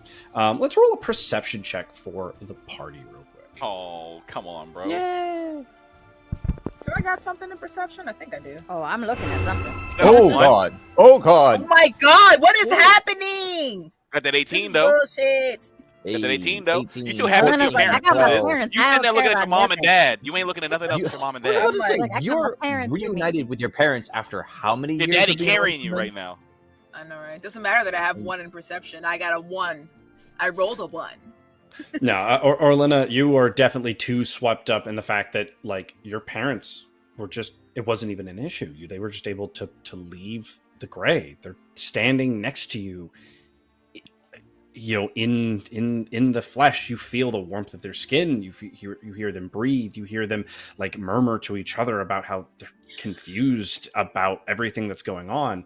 And again, they don't look like they've aged a day since you saw them. They've been there the whole time. I'm so And lost. as you all step out, Epsilon and Tavish, you are the two that notice this. Sequoia, you see the people in robes, but you are too caught up in Orlenna's like emotions. Like you see how she's like looking at her parents, and that emotion kind of swells in you as like you take in this moment. Tavish and Epsilon, what you see is as the two entities are walking away, and they pull down like their hoods and continue walking away, that one of them looks nothing alike, and yet somehow a spitting image of this like the art that you've seen, this rumor of Hedera, this like identity that has been left on the city from wanted posters to tournament posters that you've seen around town.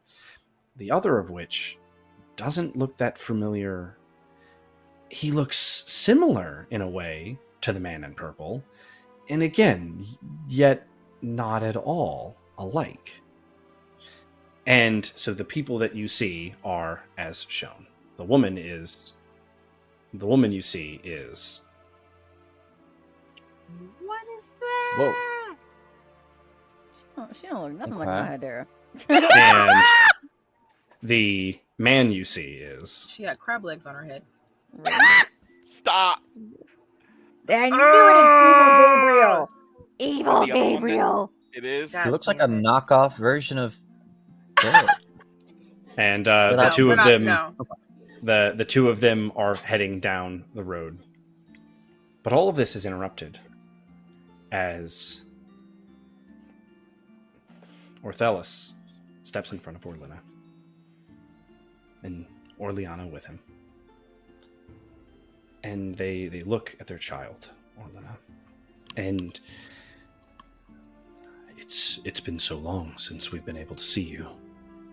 I had hoped that you weren't caught up in anything, that you would have prospered, and I see that you have, but Orlenna,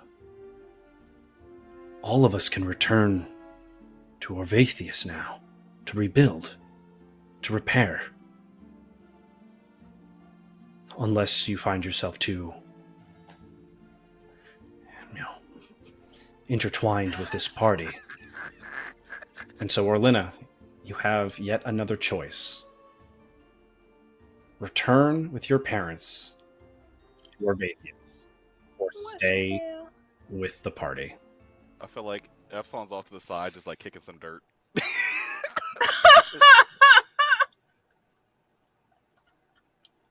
I'm over here like, why can't they stay with us? He said, "Your daddy too strong. I don't know what your mama doing, Why but your daddy can't too they strong. That's why." So, The hell? stay with the party, or leave the party and to return with your parents to Orvathius. Oh my! I feel like you done, son. You You done. accomplished You your goal. done. I did. New character. I I don't see how you justify it, but I'm sorry. Justify I don't what? see how staying. Right. Yeah. I'm gonna be quiet Yeah. though. Like I Yeah, mean, you got it's it, you true got it. because she did what she set out to do. Ah, ah. I One mean- of us. One of us. Ideally, she would. This is she a would choice go. for you and you alone. Yeah, you She got would it. go. Parents, She would go.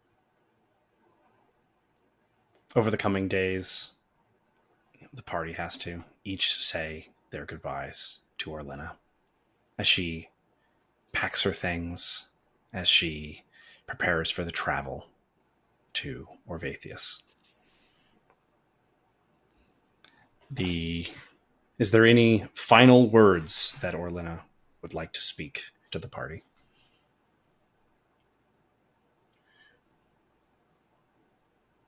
Honestly, at this point, I think all I would really want to say is mostly it's mostly having to do with Sequoia. And essentially, not even last words, like, did you have anything else that you might think that I know that you would want to know?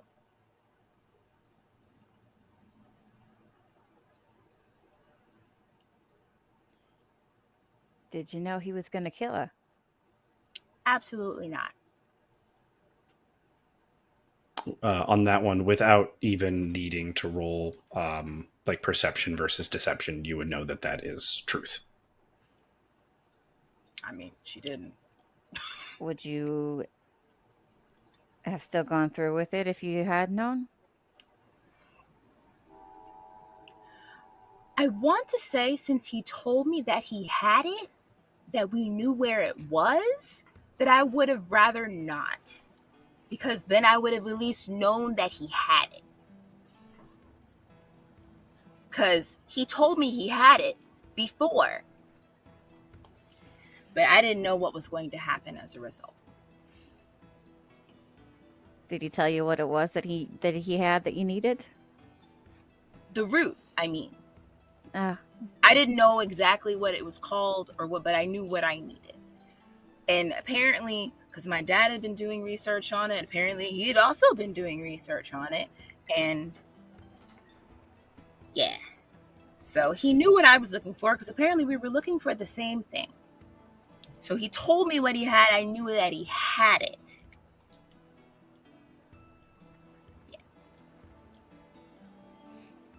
So why did he need Hedera to be gone in order for you guys to...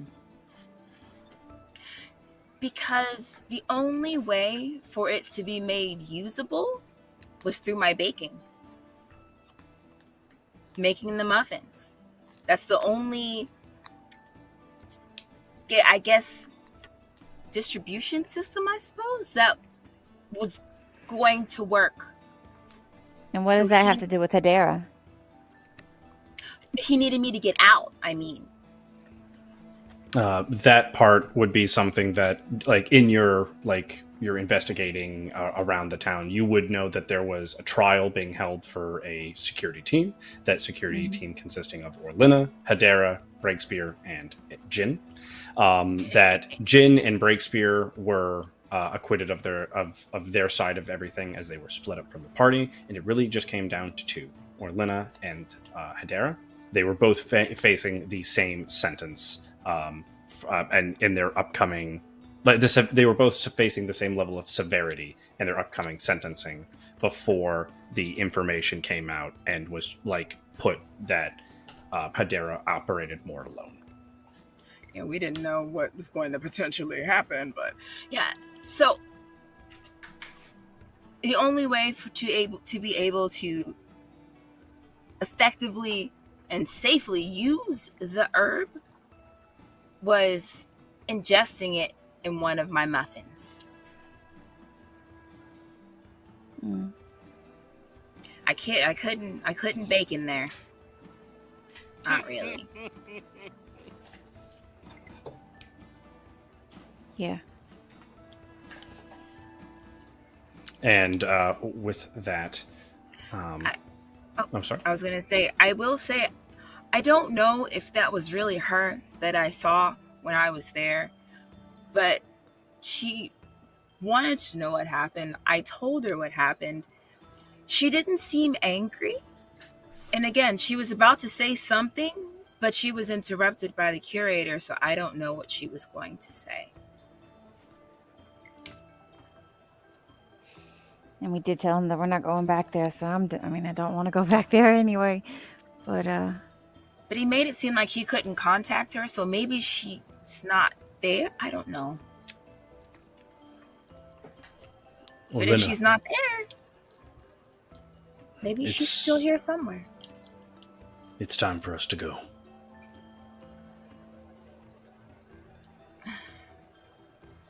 It looks like somebody.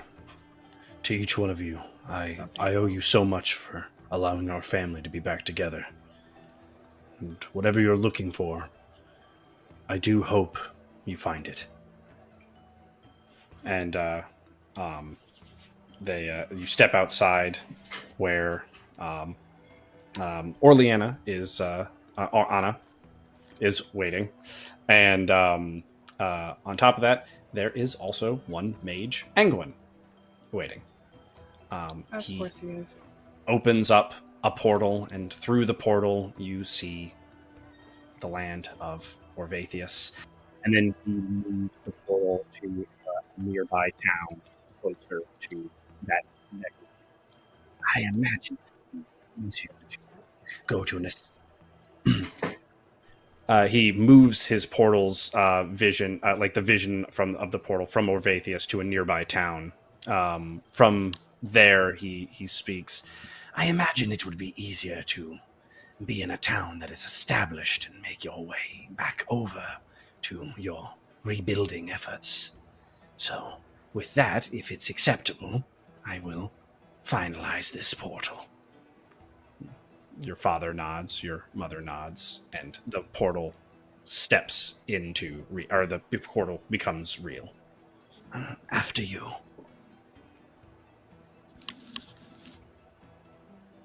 And Dang. as Orlenna and her parents step through the portal, Angwin also steps through the portal, and sidebar with Orlenna. Why is he here? Fuck? What? Wait. It's been an absolute pleasure working with you, Orlenna. You've been easily one of the most helpful people that I've come across. I want you to have this, as I feel like it's more fitting, and he hands out like a journal. Okay. was something I came across in my researching of the Reaper root, though it feels more appropriate to be in your family's hands. And as you like hold it, you clearly recognize it as one of your father's like research journals. And with that, I bid you adieu. And he takes a back step through the portal and it closes. This motherfucker. And we can rejoin the party. I knew it. This bitch. Angwin steps back through the portal and he waves and the portal closes. Hey, you didn't let us say bye? What the hell is that? It was implied when I said, if you're ready, and they stepped through it.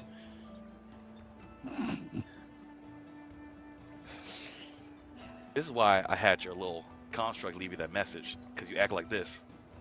Epsilon, enough. Thank you, Master Angwin, for doing that kindness for Orlenna. I understand that there was an arrangement. Thank you for holding true to your word. Of course. I am here to serve Angwin. Angwin. I am here to serve... I mean, he is here to serve Angwin. I am here to serve... I am here to that serve knowledge Ambervale. was clear. I am here to serve Ambervale and its heroes. Until the next time I portal you somewhere. And he gives a curt bow and begins to head off. Can I roll an insight on his last statement? Whether or not he serves the 100%. heroes? Give me that. Come Oh on, my God. boy. Come I on. need that. So close. The shifting miasma of words that Angwin speaks, no truth nor lie is detectable in narrow what my you eyes at him. examine. And with that, the Orlenna special is concluded. Yeah, so he hit you with that good shit. He said, "Hey, get your ass out the game." Oh, now you like us. You got a new character now. Look at you. One of us. It's been an absolute blast. It's been a whole lot of fun, and we are gonna we're gonna be hopping into our next session as soon as we can. I know there's some stuff that we are still working out as far as some schedules, so we will make sure that we have an announcement up when we can get the next session up as soon as possible. But until such a notification, thank you all for watching live, and if you didn't watch live and you picked up the YouTube video, thank you as well. It's been a blast doing this session for you, and I can't wait to do 3 more specials and the rest of the campaign. But for now, bye-bye. Bye-bye. Bye. Aw. Goodbye, Orlenna. Somebody got a happy ending. Somebody got a happy ending. Somebody I know. did. And nobody Opposite died. of break Yay. here. Nobody died. We all survived. Nobody died.